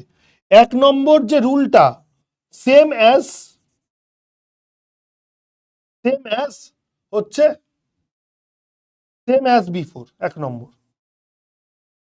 1 নম্বর রুলে যা যা লিখেছি সব হতে হবে, সব হতে হবে। 1 নম্বর রুলে যা যা লেখা আছে সব। খালি দ্বিতীয় রুলে তোমার কি চেঞ্জটা হবে, যে compound must have 4n number of pi electrons. 4n number of pi electrons. মানে আগেরটাই ছিল 4n+2 number of pi electrons থাকতে হবে, এখানে 4n number of pi electrons, যেখানে n এর value where n equal to 1 2 3 4 এইভাবে চলতে থাকবে, ডট ডট ডট। বোঝা গেল? এই হচ্ছে ব্যাপার। তো প্রথম রুলটা একদম হুবহু ম্যাচ হবে, যে compound must be cyclic, planar এবং ফুললি কনজুগেটেড। মানে প্ল্যানার মানে each ring forming carbon atom must be sp2 hybridised. ঠিক আছে, তো এখানে দেখো এইটাকে আমরা অ্যান্টি অ্যারোমেটিক বলছি। কেন অ্যান্টি অ্যারোমেটিক বলছি? দেখো, এটা সাইক্লিক কম্পাউন্ড, হ্যাঁ ঠিক। এটা কি প্ল্যানার? হ্যাঁ, তার কারণ এই কার্বনটাও তুমি জানো যে এই কার্বনটা হচ্ছে sp2 হাইব্রিডাইজ, যেহেতু এর মাথায় পজিটিভ চার্জ রয়েছে। এর মাথায় পজিটিভ, এই ডবল বন্ডেড কার্বন, তার মানে sp2 হয়ে যাবে। এইটাও ডবল বন্ড তৈরি করছে, তার মানে sp2। এটাও তার মানে sp2, এটাও তার মানে sp2। তার মানে পুরো কম্পাউন্ডটা হচ্ছে প্ল্যানার, সবাই sp2 হাইব্রিডাইজড। যত রিং ফর্মিং কার্বন রয়েছে, এই রিংটা যারা গঠন করছে মানে যে কার্বন অ্যাটমগুলো, সবাই হচ্ছে sp2 হাইব্রিড। ঠিক আছে, তাহলে সাইক্লিক হয়ে গেল, প্ল্যানার হয়ে গেল। ফুল কনজুগেশন এখানেও রয়েছে। তোমাকে যদি রেজোনেন্স স্ট্রাকচার করে করে দেখাই, তাহলে এটাও ফুললি কনজুগেটেড, মিলে গেল। 2 নম্বর ক্রাইটেরিয়া হচ্ছে, দেখো এখানে কতগুলো পাই বন্ড রয়েছে, 2খানা পাই বন্ড রয়েছে। দেখো, এইটা একটা পাই বন্ড, এইটা একটা পাই বন্ড। তাহলে 2খানা পাই বন্ড মানে একটা পাই বন্ডের জন্য 2খানা ইলেকট্রন, তাহলে 2খানা পাই বন্ডের জন্য 4খানা ইলেকট্রন। তাহলে মিললো। তার মানে আমি যদি এখানে এন এর ভ্যালু আমি যদি 1 বসিয়ে দিই, তার মানে এন এর জায়গায় যদি 1 বসিয়ে দিই, তার মানে 4, 4খানা পাই বন্ড রয়েছে, এই 4খানা পাই বন্ড বলছি, 4খানা পাই ইলেকট্রন রয়েছে। তার মানে এটা অ্যান্টি অ্যারোমেটিক পর্যায়ে পড়ে গেল। তাহলে এইটাকে আমরা কি বলতে পারি, অ্যান্টি অ্যারোমেটিক কম্পাউন্ড। আর অ্যান্টি অ্যারোমেটিক কম্পাউন্ড সব থেকে কম স্টেবল হয়, সব থেকে কম স্টেবল হয়। ঠিক আছে, এবার এটা কেন নন অ্যারোমেটিক হলো স্যার? তাহলে এটা কেন নন অ্যারোমেটিক? তার কারণ এই কম্পাউন্ডটা সাইক্লিকই নয়। তাহলে প্রথম ক্রাইটেরিয়া সাইক্লিক হতে হবে, সেটা অ্যান্টি অ্যারোমেটিক হোক কি অ্যারোমেটিক হোক। তাহলে এর কোনো সাইক্লিক স্ট্রাকচার? এটা তো লিনিয়ার স্ট্রাকচার, লম্বা চেন স্ট্রাকচার। এটা তো অ্যালিফ্যাটিক, ঠিক, লম্বা চেন স্ট্রাকচার, তাহলে সাইক্লিক তো নয়। প্রথম পয়েন্টটাই তো আউট হয়ে গেল। তাহলে কোনো একটা পয়েন্ট যেন মিস না হয়। এই দুটো রুল একদম বেদবাক্যের মতো মেনে চলতে হবে। ঠিক আছে, প্রত্যেকটা ক্রাইটেরিয়া ম্যাচ করতে হবে। কোনো একটা ক্রাইটেরিয়া মিস করে গেলে স্টপ, সে নন অ্যানোমেটিক হয়ে যাবে। তাহলে এখানে প্রথম ক্রাইটেরিয়াটা সাইক্লিক, এটা তো সাইক্লিকই নয়। এই যে এই কার্বোক্যাটায়নটা কি সাইক্লিক? না, এখানেই খেল খতম। তাই এটা নন অ্যারোমেটিক, এবং নন অ্যারোমেটিক কম্পাউন্ডগুলো অ্যান্টি অ্যারোমেটিকের থেকে বেশি স্টেবল হয়, অ্যারোমেটিকের থেকে কম স্টেবল হয়। বুঝতেই পারছো। আর কার্বোক্যাটায়নের স্টেবিলিটি যত বেশি তাহলে SN1 রিয়াকশন রেটও তত বেশি। তাহলে এখান থেকে যে কার্বোক্যাটায়নটা পাচ্ছি সেটা সব থেকে স্থায়ী, তার কারণ অ্যারোমেটিক। এখান থেকে নন অ্যারোমেটিক কার্বোক্যাটায়ন পাচ্ছি, এখান থেকে অ্যান্টি অ্যারোমেটিক কার্বোক্যাটায়ন পাচ্ছি, তাই SN1 রিয়াকশন রেট হচ্ছে এরকম। দেখো বুঝলে কি মাথায় ঢুকলো? দেখো, এরপর কোশ্চেনে চলে যাবে, এরপর আমি ডাউট নেবো, তারপর কোশ্চেনে চলে যাবে, ব্যাস আর কিছু বলার নেই আপাতত।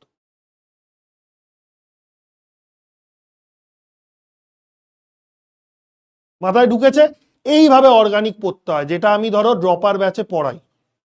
ঠিক আছে, তোমাদের মতন এরকম অনেক পাপিষ্টগুলো আসে, সেই পাপিষ্টগুলো 11 কেন 12ও পড়ে না।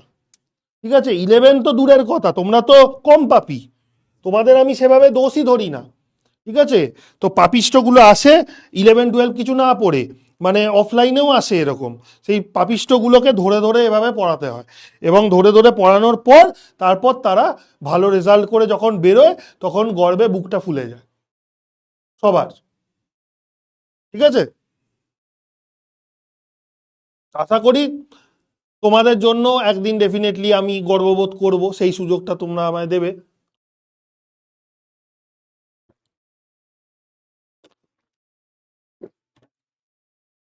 ঠিক আছে, এই যে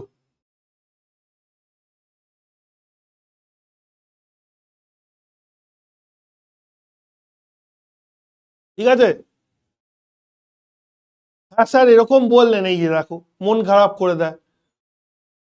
মন খারাপ করা কিছু হয়নি, এই যে পাগলামো করতে না, পোল করানো এক টপিক ভালো লাগছে না হ্যান ত্যান, তো ভালো লাগতে তো হবে রে বাবা, তোমাকে তো শিখতে তো হবে, ভয় পেলে কি করে চলবে? তুমি যদি কঠিন টপিক বা জিনিসটা যদি না বুঝতে চাও তাহলে হবে অত ইজি ওপর ওপর দিয়ে পড়লে হয়ে যাবে?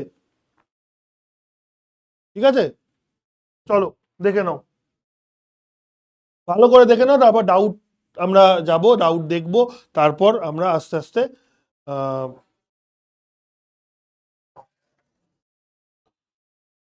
SN2 রিয়াকশনসে যাব। ঠিক আছে, ওকে, অল ক্লিয়ার। চলো এবার ডাউটটা দেখে নিই চটপট করে, তারপর আমরা কোয়েশ্চেন্স করব। স্যার তবে যদি বলা হয় অ্যান্টি অ্যারোমেটিক কম্পাউন্ড সব থেকে কম স্টেবল কেন? কম স্টেবল তার কারণ হচ্ছে অ্যান্টি অ্যারোমেটিক কম্পাউন্ড তুমি যদি দেখো তার মানে কি বলবো, যে অ্যারোমেটিক কম্পাউন্ড হচ্ছে তাদের একটা অ্যারোমা, অ্যারোমেটিক মানে কি, অ্যারোমা রয়েছে একটা। ঠিক আছে, তো অ্যারোমেটিক কম্পাউন্ড হচ্ছে বেশি স্টেবল, তার অনেক রিজন আছে, তার কারণ হচ্ছে রেজোনেন্স এনার্জি খুব বেশি, হ্যান ত্যান অনেক কিছু আছে, সেইগুলো পরের দিকে তোমরা পড়বে আর কি। এবার নর্মালি স্টেবিলিটি আমরা এভাবেই দেখি যে অ্যান্টি অ্যারোমেটিক হচ্ছে সব থেকে কম স্টেবল, এটা দেখা গেছে। তোমরা দেখো না ন্যাপথালিন, ন্যাপথালিন তো অ্যারোমেটিক, বাড়িতে নিশ্চয়ই ন্যাপথালিন ইউজ করো, তাহলে ন্যাপথালিনটা তো হচ্ছে অ্যারোমেটিক, সুন্দর গন্ধ অ্যারোমা আসে। এবার ন্যাপথালিন দেখবে খুব সহজে নষ্ট হয়ে যায় না, অনেক দিন যায় কিন্তু ন্যাপথালিন, তাই না? উবে যায় না হঠাৎ করে, তার মানে ওর স্টেবিলিটি বেশি। বুঝতে পারছো? আর অ্যান্টি অ্যারোমেটিক কম্পাউন্ড গুলো স্টেবলই হয় না, তো ওই জন্য বেশিক্ষণ তারা এক্সিস্টও করে না, তাদের অস্তিত্ব নেই বললেই চলে। তো প্র্যাকটিক্যালি আমরা রিয়েল লাইফে যেটা দেখি নন অ্যারোমেটিক কম্পাউন্ড আর অ্যারোমেটিক কম্পাউন্ডস। ঠিক আছে, এই হচ্ছে ব্যাপার। তা আপনি শুধু ইংলিশ লিখেছেন? হ্যাঁ হ্যাঁ, ইংলিশ লিখেছি, কিন্তু প্রত্যেকটা বাংলা তো বুঝিয়ে দিলাম যে কিভাবে দেখতে হবে এই ব্যাপারগুলো। স্যার বলছি, যা স্টেবিলিটি যত বেশি তার SN1 রিয়াকশন ততটাই বেশি, কি করে হয় এটা একটু বুঝিয়ে দিন। আরে বাবা, SN1 রিয়াকশন তোমার কার্বোক্যাটায়নের স্টেবিলিটির ওপর ডিপেন্ড করে, এটা তোমাকে খেয়াল রাখতে হবে। এবার কার্বোক্যাটায়নের স্টেবিলিটি যত বেশি হয় তত তোমার কি হয়, যে SN1 রিয়াকশন রেট বাড়ে। এটা তত্ত্ব হচ্ছে অ্যাকচুয়ালি এই কেমিক্যাল কাইনেটিক্সে, আমরা যখন অ্যাক্টিভেটেড কমপ্লেক্সের থিওরি যখন আমরা পড়বো তখন আরো একটু ব্যাপারটা ক্লিয়ার হবে। ওইটা যেহেতু পড়া নেই ওই জন্য তোমাদের মাথায় এত কোশ্চেন আসছে। তো রাসায়নিক গতিবিদ্যা এই চ্যাপ্টারটা যখন পড়বো তো তখন আরো ক্লিয়ার হবে। এইগুলো একটু টাফ লাগছে কারণ 11-এ জিওসি অফলাইন টিচার ভালো করে পড়ে, ওইটাই তো অঙ্কিত, ওই জন্যই তো তোমাদের কম পাপিষ্ট বলছি, আমি তো জানি তো। তো কিছু করার নেই, এটা দুর্ভাগ্য। আর আমি তো আগেই বলেছি যে স্কুল শিক্ষা ব্যবস্থাটা দেখো একটা মেজার কারণ, যে আমাদের যে পশ্চিমবঙ্গের যে শিক্ষা ব্যবস্থাটা যে আস্তে আস্তে ক্রমশ তলানিতে চলে যাচ্ছে, যে স্কুলেও সেই অর্থে ভালো করে পড়ানো হয় না, যে এটা তোমরা জানবে। ঠিক আছে, তো তো আমি কোনো কাউকে দোষারোপ করছি না যে টিউশন টিচারের দোষ বা অ্যাকচুয়ালি আমাদের পুরো শিক্ষা ব্যবস্থার দোষ এটা। না, আমরা যে লেভেলের ধরো পড়াশোনা তাও শিখেছি স্কুলে, তোমরা সেটুকুও পাচ্ছ না, দুঃখের বিষয়। তার কারণ রিক্রুটমেন্ট এত বছর ধরে হচ্ছে না, ভালো টিচার আসছে না, কিছু আসছে না, ঠিক আছে।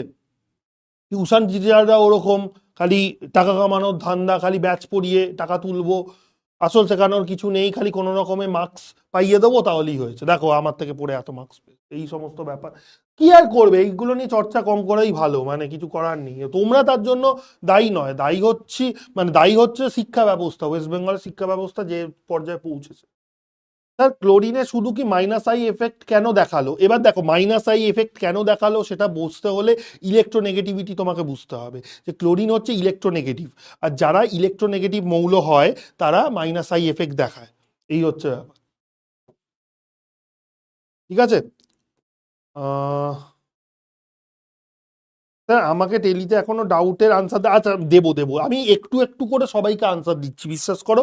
আমার এখনো 750 খানা মেসেজ জমে রয়েছে, বুঝতে পারছো, ক্যান ইউ ইমাজিন, 750 খানা চ্যাট আমার এখনো আনরিড অবস্থায় রয়েছে, মানে বুঝতে পারছো তোমরা, একটা নোটিফিকেশন এলে তোমরা পাগল হয়ে যাও, একটা কেউ মেসেজ করলে, বিশেষ করে গার্লফ্রেন্ডের মেসেজ এলে বা বয়ফ্রেন্ডের মেসেজ এলে তো পাগলা হয়ে যাও তোমরা।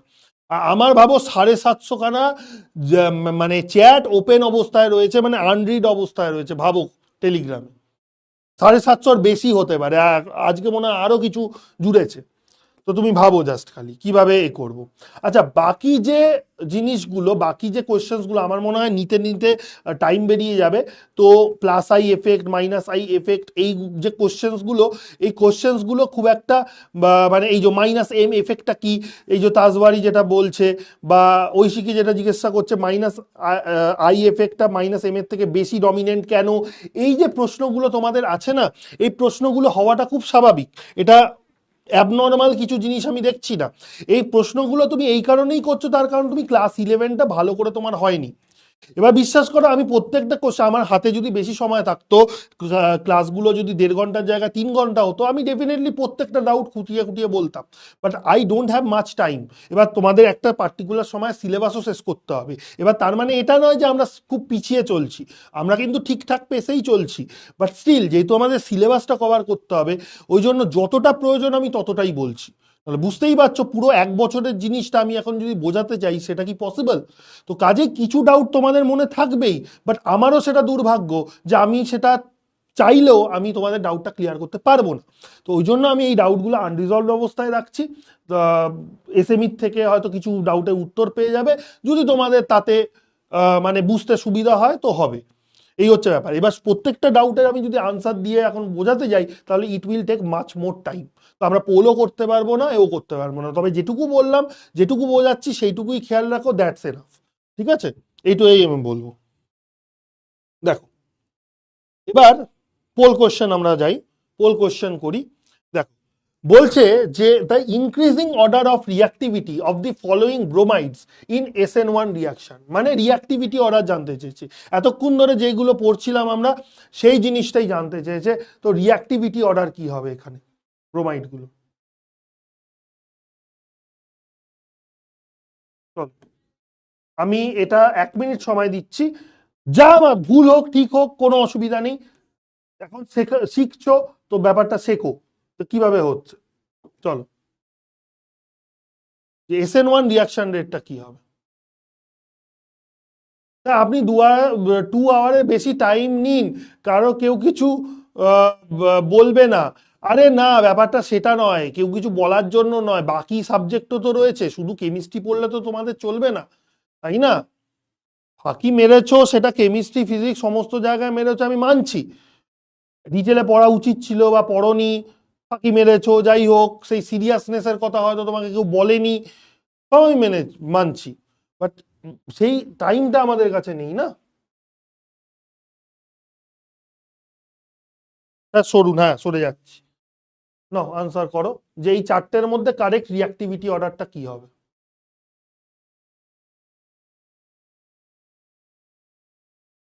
কিভাবে কনসেপ্ট গুলো কাজে লাগবে, দেখো খুব সুন্দর কোশ্চেন, এটা খুব সুন্দর কোশ্চেন।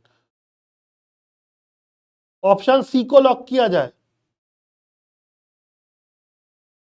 কে বলছে? পারভেজ বলছে? পারভেজ বলছে?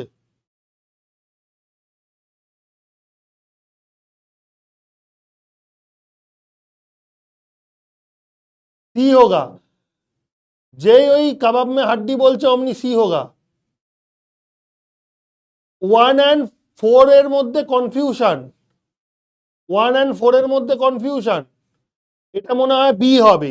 আন্দাজেই দাও না ঢিল, আন্দাজেই ঢিল মারো, দেখি না, আন্দাজেই মারো, কোনো অসুবিধা নেই। তারপর যখন আমি বোঝাবো তখন বুঝতে পারবে যে কোশ্চেনটা কি সুন্দর ছিল, কনসেপ্ট কোথায় আসে, অর্গানিক কেন মুখস্থ করতে নেই। ওই 52টা রিয়াকশন নাকি বলছিল না, যে কোন 52টা রিয়াকশন স্যার মুখস্থ রাখতে হবে, কোত্থেকে জেনে এসছে ভগবান জানে, যে 52খানা রিয়াকশন মনে রাখলেই নাকি অর্গানিক হয়ে যাবে বা এরকম ব্যাপার, যে 52খানা রিয়াকশন মনে রাখতে হবে, এরকম কিন্তু কোনো হার্ড অ্যান্ড সফট রুল নেই।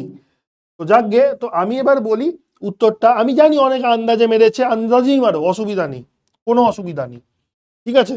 তো অ্যাকচুয়ালি হচ্ছে 2, তারপর হচ্ছে 1, 2, 1, 4, 3, অপশন ডি।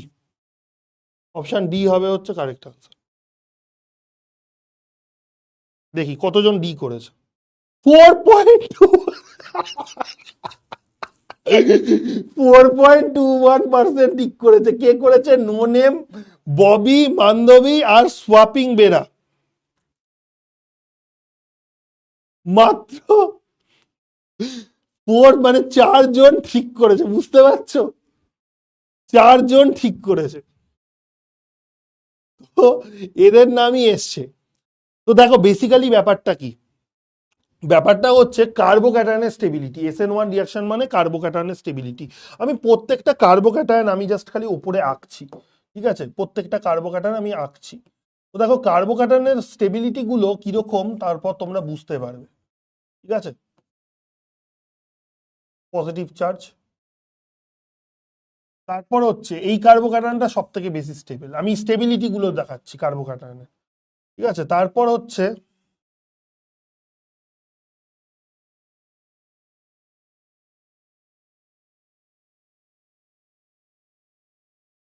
এই কার্বোক্যাটায়নটা, তারপর হচ্ছে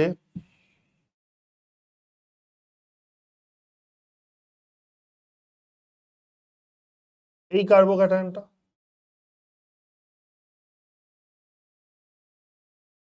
তারপর হচ্ছে এই কার্বোক্যাটায়ন। এইটা হচ্ছে কার্বোক্যাটায়ন গুলো স্টেবিলিটি অর্ডার। এবার কেন হচ্ছে, কেন এরকম হচ্ছে? তো প্রথম কথা হচ্ছে যে প্রথম যে কার্বোক্যাটায়নটা, this is aromatic, this is aromatic, সব থেকে স্টেবল। কেন অ্যারোমেটিক? কেন অ্যারোমেটিক? তার কারণ দেখাও, এটা সাইক্লিক কম্পাউন্ড, এটা কিন্তু হেটারোসাইক্লিক কম্পাউন্ড। হেটারো কথাটা কেন বলছি, তার কারণ রিং এর মধ্যিখানে একটা অক্সিজেন ঢুকে পড়েছে, রিং এর মধ্যিখানে একটা অক্সিজেন ঢুকে পড়েছে, ঠিক আছে, ওই জন্য হেটারোসাইক্লিক বলছি এটাকে, হেটারোসাইক্লিক কম্পাউন্ড। এবার দেখো ভালো করে, এটাকে অ্যারোমেটিক কেন বলছি স্যার, কি করে, এখানে তো দুখানা পাই বন্ড দেখতে পাচ্ছি। সাইক্লিক তো বুঝলাম, ঠিক আছে, না হয় সাইক্লিক মেনে নিলাম, তারপর প্ল্যানার হতে হবে। উত্তর হচ্ছে যে প্ল্যানার কি না, হ্যাঁ উত্তর হচ্ছে প্ল্যানার। তার কারণ হচ্ছে যে এখানে প্রত্যেকটা এই অক্সিজেন অ্যাটমটাও sp2 হাইব্রিডাইজড, ঠিক আছে, এই কার্বন অ্যাটমটাও sp2 হাইব্রিডাইজড, এটাও sp2 হাইব্রিডাইজড, এটাও sp2 হাইব্রিডাইজড, এটাও sp2 হাইব্রিডাইজড, আর এটা পজিটিভলি চার্জ বিয়ারিং কার্বন, এটা তো sp2 হাইব্রিডাইজ তো হবেই। তো প্রত্যেকে sp2 হাইব্রিডাইজড। এবার তুমি বুঝবে কি করে অক্সিজেনটা sp2 হাইব্রিডাইজড, তার কারণ অক্সিজেনের দুখানা লোন পেয়ার রয়েছে, এই একটা লোন পেয়ার আর এই একটা লোন পেয়ার, বুঝতে পারছো? তো দুখানা লোন পেয়ার রয়েছে। এবার ব্যাপার হচ্ছে যে এখানে অক্সিজেন কি করছে, তার দুখানা লোন পেয়ারের মধ্যে যে কোনো একখানা লোন পেয়ারকে কি করছে, রেজোনেন্সে ইনভলভ করছে। দুটো লোন পেয়ারের মধ্যে যে কোনো একটা লোন পেয়ারকে রেজোনেন্সে ইনভলভ করছে। তার মানে এই লোন পেয়ারটাকে আমি যদি রেজোনেন্সের ভাবি, তাহলে এই লোন পেয়ারটাকে ও এভাবে রেজোনেন্সে ইনভলভ করছে, ঠিক আছে। আর যখনই কোনো অ্যাটম বা তার লোন পেয়ার রেজোনেন্সে ইনভলভ হয়, তো তখন তার হাইব্রিডাইজেশন রেজোনেন্স করা মানেই সেই অ্যাটমের হাইব্রিডাইজেশন sp2 হতে হবে, তার মানে প্ল্যানারিটি মেনটেন করতে হবে, না হলে কিন্তু রেজোনেন্স হবে না। তো sp2 হতেই হবে। এবার এখানে অক্সিজেনের দুখানা লোন পেয়ারের মধ্যে একখানা লোন পেয়ার কি করছে, রেজোনেন্সে পার্টিসিপেট করছে, তাই অক্সিজেন অ্যাটমটারও হাইব্রিডাইজেশন sp2। তাহলে পুরো কম্পাউন্ডটা হচ্ছে সাইক্লিক এবং প্ল্যানার। প্রত্যেকটা রিং ফর্মিং অ্যাটম, সেটা কার্বন হোক বা অক্সিজেন অ্যাটম গুলো হোক, সবাই হচ্ছে sp2 হাইব্রিডাইজড। দুটো ক্রাইটেরিয়া ম্যাচ করে গেল। 3 নম্বর ক্রাইটেরিয়া কি, ফুললি কনজুগেশন হতে হবে। ফুললি কনজুগেশন মানে গোল গোল করে রেজোনেন্স হবে। হ্যাঁ, ফুললি কনজুগেশন, এখানে পজিটিভ চার্জটা আমি যদি রেজোনেন্স স্ট্রাকচারগুলো আঁকি তাহলে গোল গোল করে রেজোনেন্স মানে পজিটিভ চার্জটা ঘুরতেই থাকবে ঘুরতেই থাকবে ঘুরতেই থাকবে, এবার দেখতে পাবো। এবার সবার লাস্টে ক্রাইটেরিয়া কি ছিল, 4n+2 number of pi electrons থাকতে হবে। এবার তুমি বলবে স্যার এখানে তো দুখানা পাই বন্ড রয়েছে, এইটা একটা পাই বন্ড, এইটা একটা পাই বন্ড, তাহলে দুখানা পাই বন্ড মানে তো 4খানা পাই ইলেকট্রন, তাহলে 6খানা হলেও তো স্যার এটা অ্যারোমেটিক হতো। তাহলে আপনি ফার্স্টেই লিখে দিয়েছেন এটা অ্যারোমেটিক হবে। তাহলে দেখো, এই অক্সিজেনের দুখানা লোন পেয়ারের মধ্যে একখানা লোন পেয়ার যেহেতু ইনভলভ হচ্ছে রেজোনেন্সের জন্য, এই রিং এর রেজোনেন্সের জন্য, তার মানে কি হচ্ছে, এই লোন পেয়ারের যে দুটো ইলেকট্রন রয়েছে সেই ইলেকট্রনকেও আমরা পাই ইলেকট্রন হিসাবে ধরতে হবে। তার মানে টোটাল 6খানা পাই ইলেকট্রন হয়ে গেল। তার মানে এন এর মান আমরা যদি 1 বসাই, তার মানে 4n+2 রুলটাকে স্যাটিসফাই করছে। তাহলে এই লোন পেয়ারটার জন্যই তোমার কি হচ্ছে, যে আরো দুটো এক্সট্রা ইলেকট্রন, 4খানা পাই ইলেকট্রনস রয়েছে, আর এই লোন পেয়ারে দুখানা ইলেকট্রনসকে টোটাল 6খানা পাই ইলেকট্রন হয়ে গেল। তো তাই এই কম্পাউন্ডটা অ্যারোমেটিক। বোঝা গেল? তার মানে সমস্ত রুল মেনে চললো এই কম্পাউন্ডটা, তাই এটাকে অ্যারোমেটিক বলছি। আর অ্যারোমেটিক কার্বোক্যাটায়ন সব থেকে বেশি স্টেবল হবে।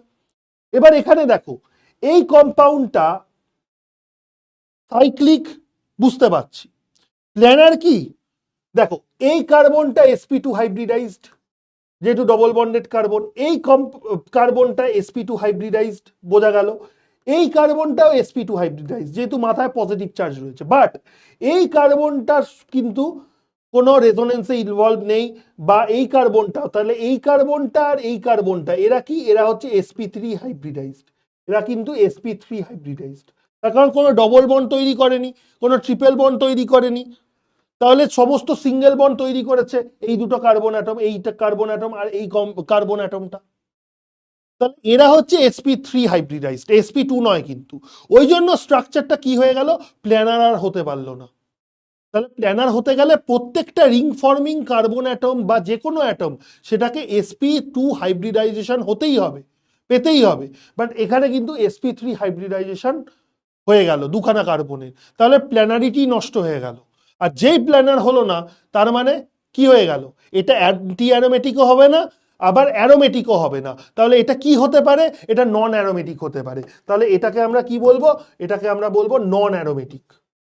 এটাকে আমরা কি বলবো, নন অ্যারোমেটিক। ঠিক আছে, নন অ্যারোমেটিক। ক্লিয়ার? এইটা হয়ে গেল নন অ্যারোমেটিক। এবার এটা শুধুমাত্র রেজোনেন্স দ্বারা স্টেবিলাইজড, এটা শুধুমাত্র এইভাবে রেজোনেন্স করছে, non aromatic but resonance stabilised. রেজো স্টেবিলাইজড মানে রেজোনেন্স স্টেবিলাইজড, শুধুমাত্র রেজোনেন্স হচ্ছে, রেজোনেন্স স্টেবিলাইজড। ঠিক আছে, শুধুমাত্র রেজোনেন্স হচ্ছে, এখানে তো হচ্ছেই রেজোনেন্স, এখানে শুধুমাত্র রেজোনেন্স হচ্ছে, এটা কোনো অ্যারোমেটিকও নয় আবার অ্যান্টি অ্যারোমেটিকও নয়, তাই এটা নন অ্যারোমেটিক, শুধু রেজোনেন্স হচ্ছে। ভালো কথা।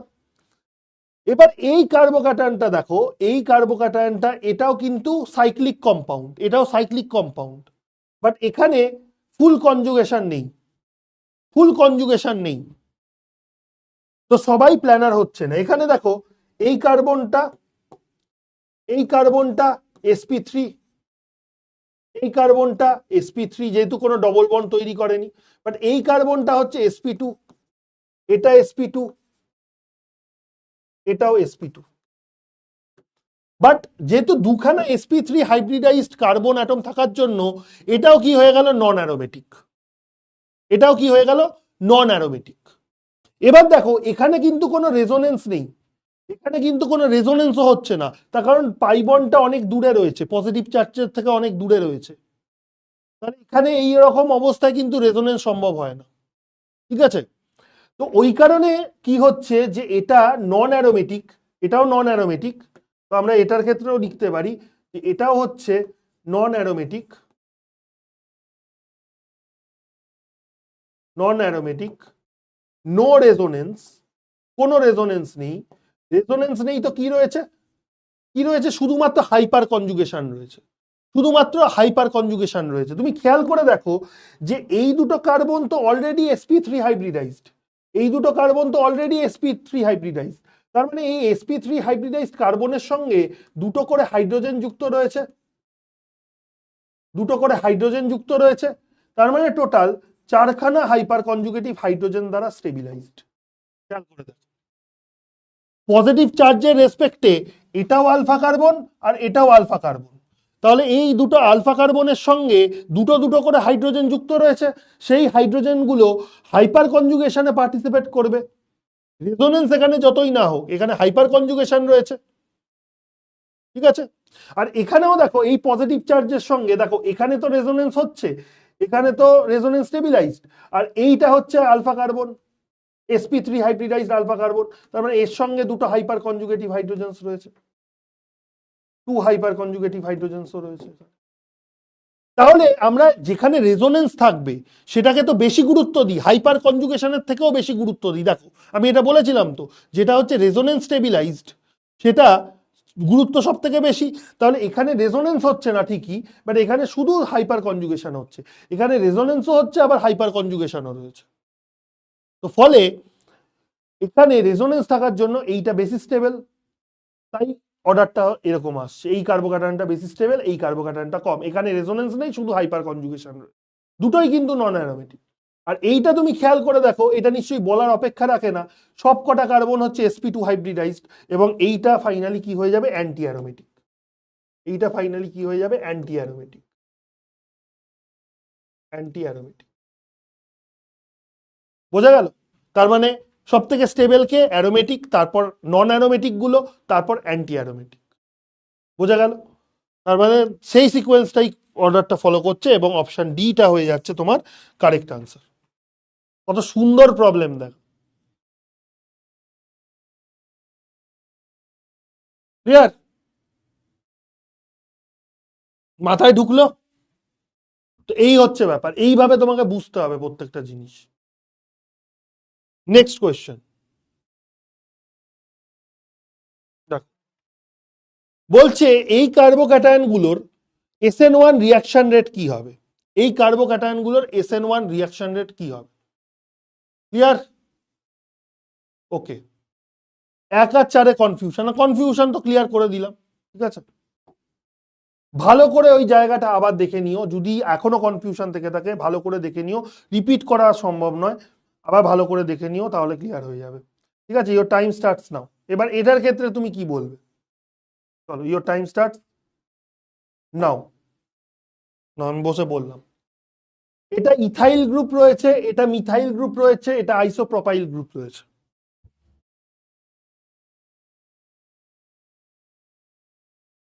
কারেক্ট অর্ডার কি হবে?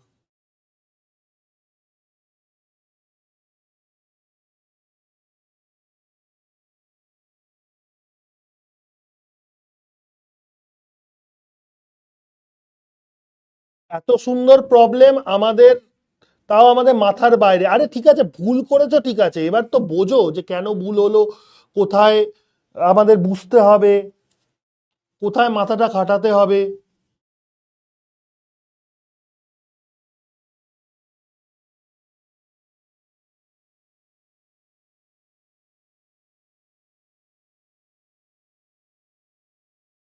অপশন,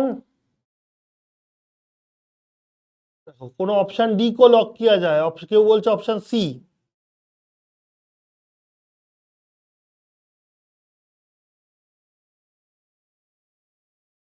অপশন বি, 4 নম্বরটা সব থেকে বেশি স্টেবল। দিগন্ত কি বলছে, স্যার নিটেড সেলিব্রেশনে গেলেন না, আর কি করে যাব, তোমাদের তো পড়াচ্ছিলাম তখন, গিয়ে দেখি সব শেষ।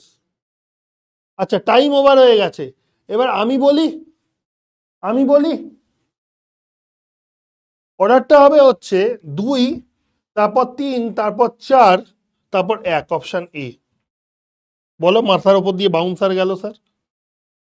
21%, তাও ঠিক করেছে। 4%-এর থেকে তো ভালো। ও, সূর্য, ঐশী, সুমন, আসিল, মিতেন, কবিতা, পাপড়ি, লিমন, কি প্রীতিক্তা, মোনাজ, এরা ঠিক করেছে। বাবা, তাও মান সম্মান রেখেছে। আমি ভাবছিলাম এটার কি দৃশ্য আমি দেখবো, চ্যাটে তো সব ভুল ভাল আনসার করছে। যাক গে, এটা বেড়েছে, ভালো কথা। এটাও দেখো খুব ভালো প্রবলেম। দেখো, সমস্ত হচ্ছে বেঞ্জাইল কার্বোক্যাটায়ন, সমস্ত কার্বোক্যাটায়ন তুমি আঁকো এখানে, প্রত্যেকটা কার্বোক্যাটায়ন তুমি আঁকো এখান থেকে, প্রত্যেকটা কার্বোক্যাটায়ন আঁকো। CH2+, এখানে দেখো,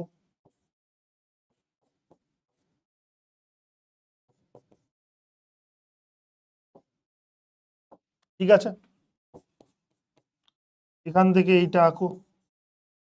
তাহলে এখানে সব জায়গায় কিন্তু রেজোনেন্স হচ্ছে, সব জায়গায় রেজোনেন্স হচ্ছে।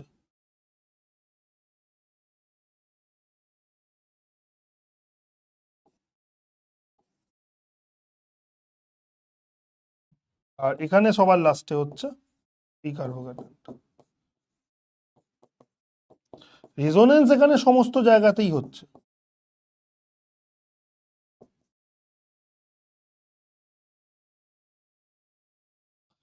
ভালো করে দেখো, খেয়াল করার চেষ্টা করো যে এখানে প্রত্যেকটা কার্বোক্যাটায়নে এখানে কিন্তু পজিটিভ চার্জটা এই ফিনাইল রিং এর সঙ্গে রেজোনেন্স করবে, ভালো কথা।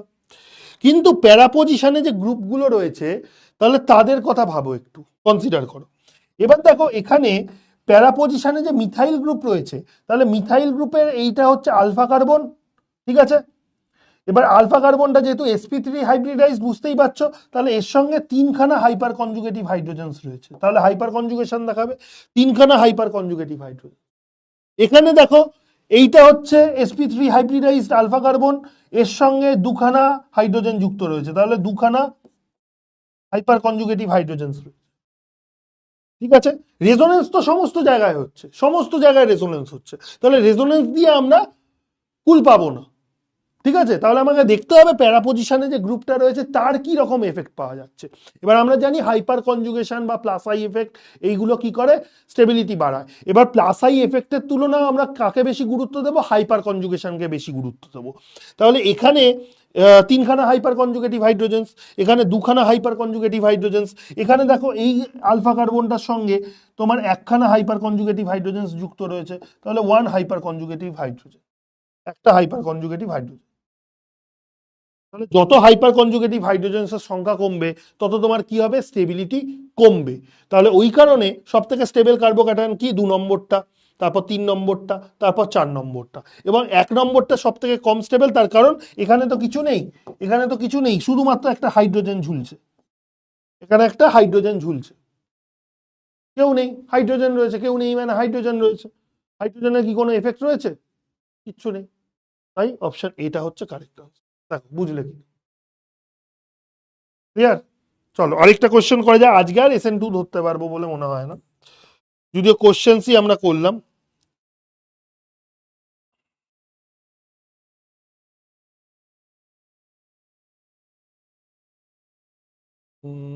আচ্ছা, তো SN2 আমি আর যাচ্ছি না, এই কোশ্চেনটা বরঞ্চ একটু তোমাদের তাও বলে দিই, ঠিক আছে,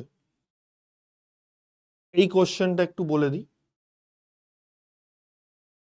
হুম, যে কার ক্ষেত্রে SN1 রিয়াকশনটা ফাস্টার রেটে হবে, এটা CH3 হবে, কিছু নেই মানে CH3, এটাও তাই CH3 হবে,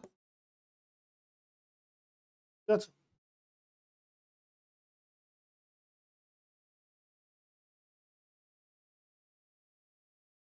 এবার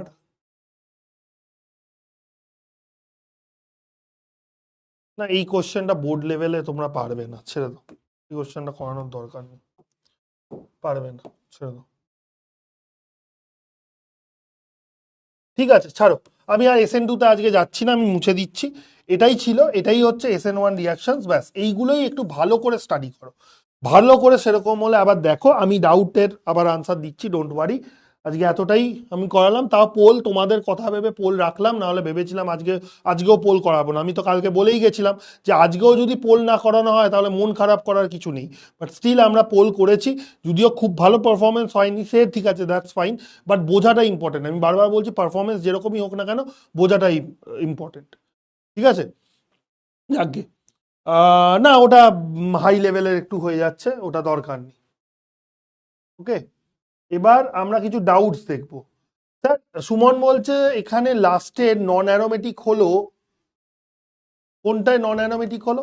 লাস্টেরটা অ্যান্টি অ্যারোমেটিক, এখানে দেখো লিখে আমি অ্যান্টি অ্যারোমেটিক করেছি লাস্টেরটা। স্যার এখানে লাস্টেরটা নন অ্যারোমেটিক হলো, কিন্তু তো এখানে রেজোনেন্স আছে। হ্যাঁ, রেজোনেন্স আছে, বাট ওই যে antiaromatic as a whole antiaromatic হয়ে যাচ্ছে। আর অ্যান্টি অ্যারোমেটিক হয়ে যাওয়া মানে সেটা হচ্ছে সব থেকে কম স্টেবল। বুঝতে পারছো? রেজোনেন্স আছে আমি মানছি, আর অ্যান্টি অ্যারোমেটিক হয়ে যাওয়া মানেই হচ্ছে সে সব থেকে কম স্টেবল, যতই রেজোনেন্স থাকুক। কোনোভাবে যদি সে অ্যান্টি অ্যারোমেটিক প্রমাণিত হয়ে যায়, মানে কোনোভাবে যদি চোর ধরা পড়ে যায়, তাহলে তাকে জেলে ঢোকানো হবে, অ্যাজ সিম্পল অ্যাজ। বুঝতে পেরেছো? একটু হয়তো হেজি হয়ে গেছে, ঠিক আছে, বাট যাই হোক, যখন আমি করাচ্ছিলাম বা বলছিলাম বা লিখছিলাম তখন মনে হয় ব্যাপারটা ঠিক আছে। ওকে, এরকম কোশ্চেন বোর্ডে আসবে, যেই দুটো করালাম সেই দুটো হ্যাঁ বোর্ডে আসবে। ঠিক আছে, ভালো কোশ্চেন ছিল। ঠিক আছে, তো বোর্ড লেভেলেরই, ঠিক আছে, বোর্ড প্লাস কম্পিটিটিভ দুটোই।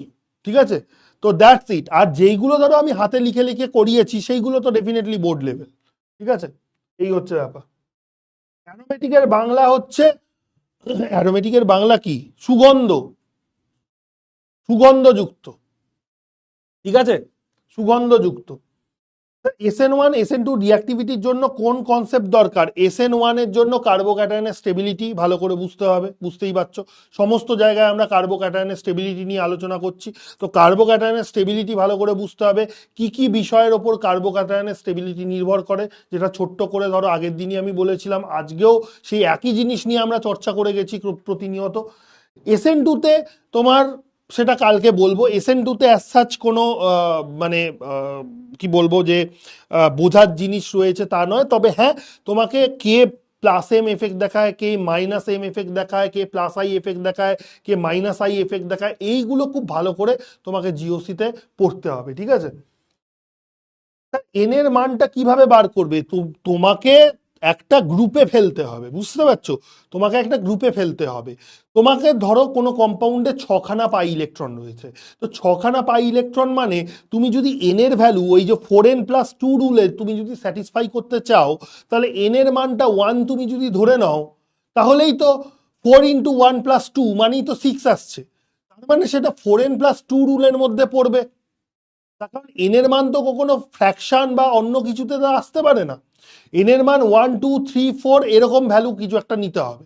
তো তোমার কোনো কম্পাউন্ডে যদি 6খানা পাই ইলেকট্রন থাকে, তার মানে এটা 4n+2 রুলকেই জাস্টিফাই করবে, যেখানে এন এর মান তুমি যদি 1 নিয়ে নাও।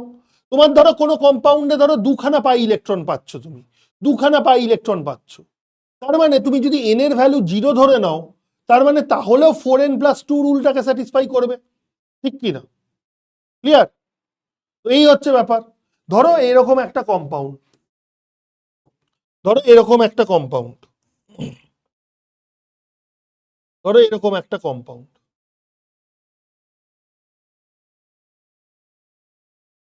ধরো এরকম একটা কম্পাউন্ড,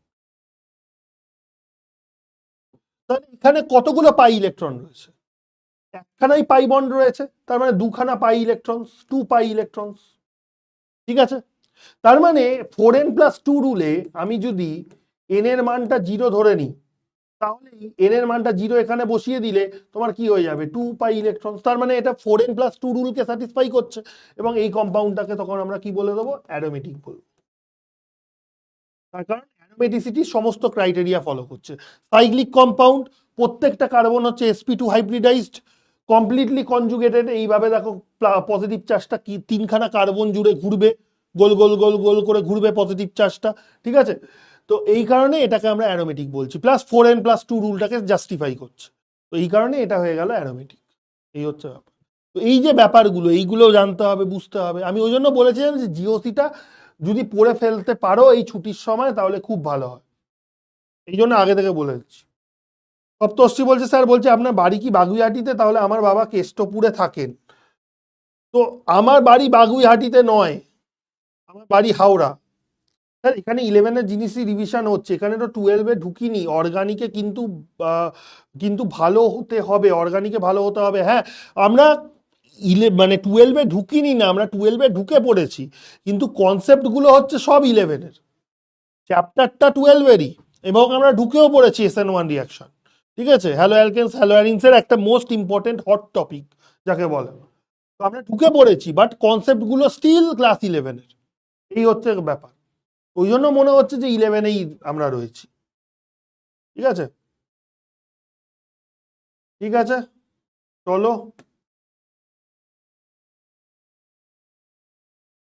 অ্যান্টি অ্যারোমেটিসিটিটা বুঝলাম না, অ্যান্টি অ্যারোমেটিসিটিটা সপ্তর্ষি আমি তো বললাম আরেকবার দেখে নিও অ্যান্টি অ্যারোমেটিসিটি, এখন আবার যদি বোঝাতে চাই তাহলে ইট উইল টেক টাইম।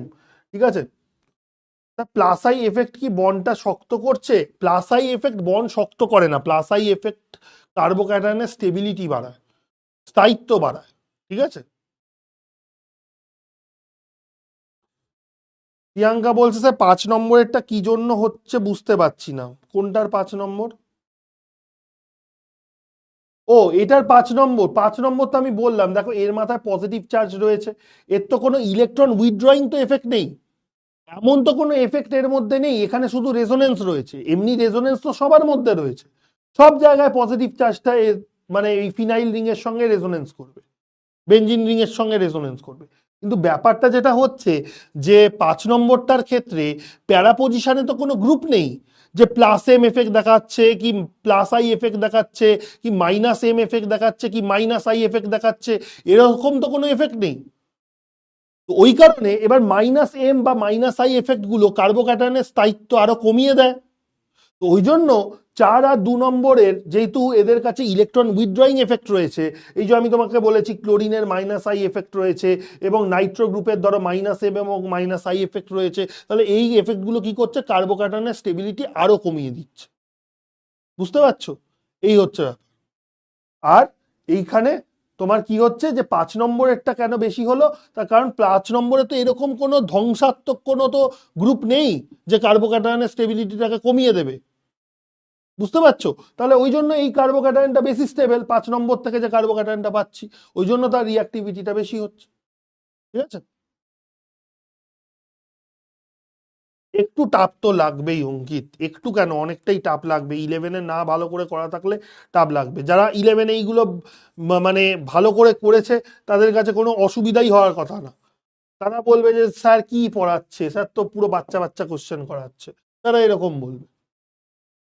বুঝতে পারছো, তোমাদের যেটা কঠিন লাগছে অ্যাকচুয়ালি কিছুই কঠিন নয়, আমি তো বলছি তোমরা এই 11-এ ফাঁকিটা মেরে এসছো বলে আজকে এই অবস্থাটা হচ্ছে। বুঝতে পারছো তো, এবার আমার কি দুর্ভাগ্য যে আমাকে সেটা চেষ্টা করতে হচ্ছে।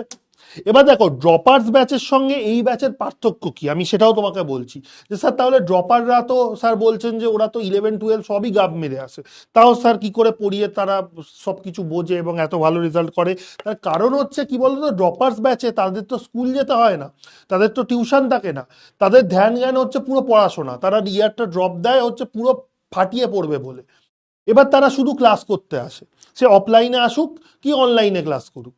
এবার জিনিসগুলো একদম বেসিক থেকে পড়ানো, আমাদের কাছে ইয়ার লং সময় রয়েছে, যে যে জিনিসগুলো লাগবে যে যে জিনিসগুলো লাগবে না সব প্রপারলি অ্যাসেস করে পড়াতে, মানে ওই জন্য তাদের জিনিসগুলো ক্লিয়ার হয়, ওই জন্য তারা ভালো রেজাল্ট করে। এবার তোমাদের সমস্যা কি, তোমাদের স্কুল স্টার্ট হয়ে গেছে, তোমাদের এদিক ওদিক টিউশন থাকে, তোমাদের ক্লাস 11 তার মধ্যে ফাঁকি মেরে রেখেছো, তার মধ্যে এতগুলো সাবজেক্ট তোমায় পড়তে হবে, তোমাদের সবার আগে মাথায় যেটা কুড়ে কুড়ে খায় সেটা হচ্ছে বোর্ড, সামনে বোর্ড এক্সাম রয়েছে, সেমিস্টার এক্সাম রয়েছে, সিলেবাস শেষ করতে হবে একটা টাইমে।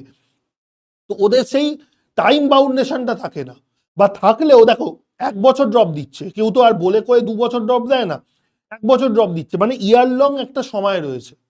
এবং যারা ড্রপ দেয় তারা আগে থেকেই মাইন্ডটা সেট করে নেয় যে হ্যাঁ আমি ড্রপ দিচ্ছি এবং আমাকে ভালো করে পড়ার জন্য স্যাক্রিফাইসটা করছি। এটাই হচ্ছে ব্যাপার। এবার তোমরা কি মানে তোমাদের এটা মানে ড্রব্যাক কি, মানে কিছু করার নেই তোমাদের, তোমরা তার জন্য দায়ী একদমই বলছি না, যে অবভিয়াসলি যে তোমরা দেখো একটা ফাঁকি মেরে এসছো, না জেনে ধরো ফাঁকি মেরে এসছো, এটা একটা গেল।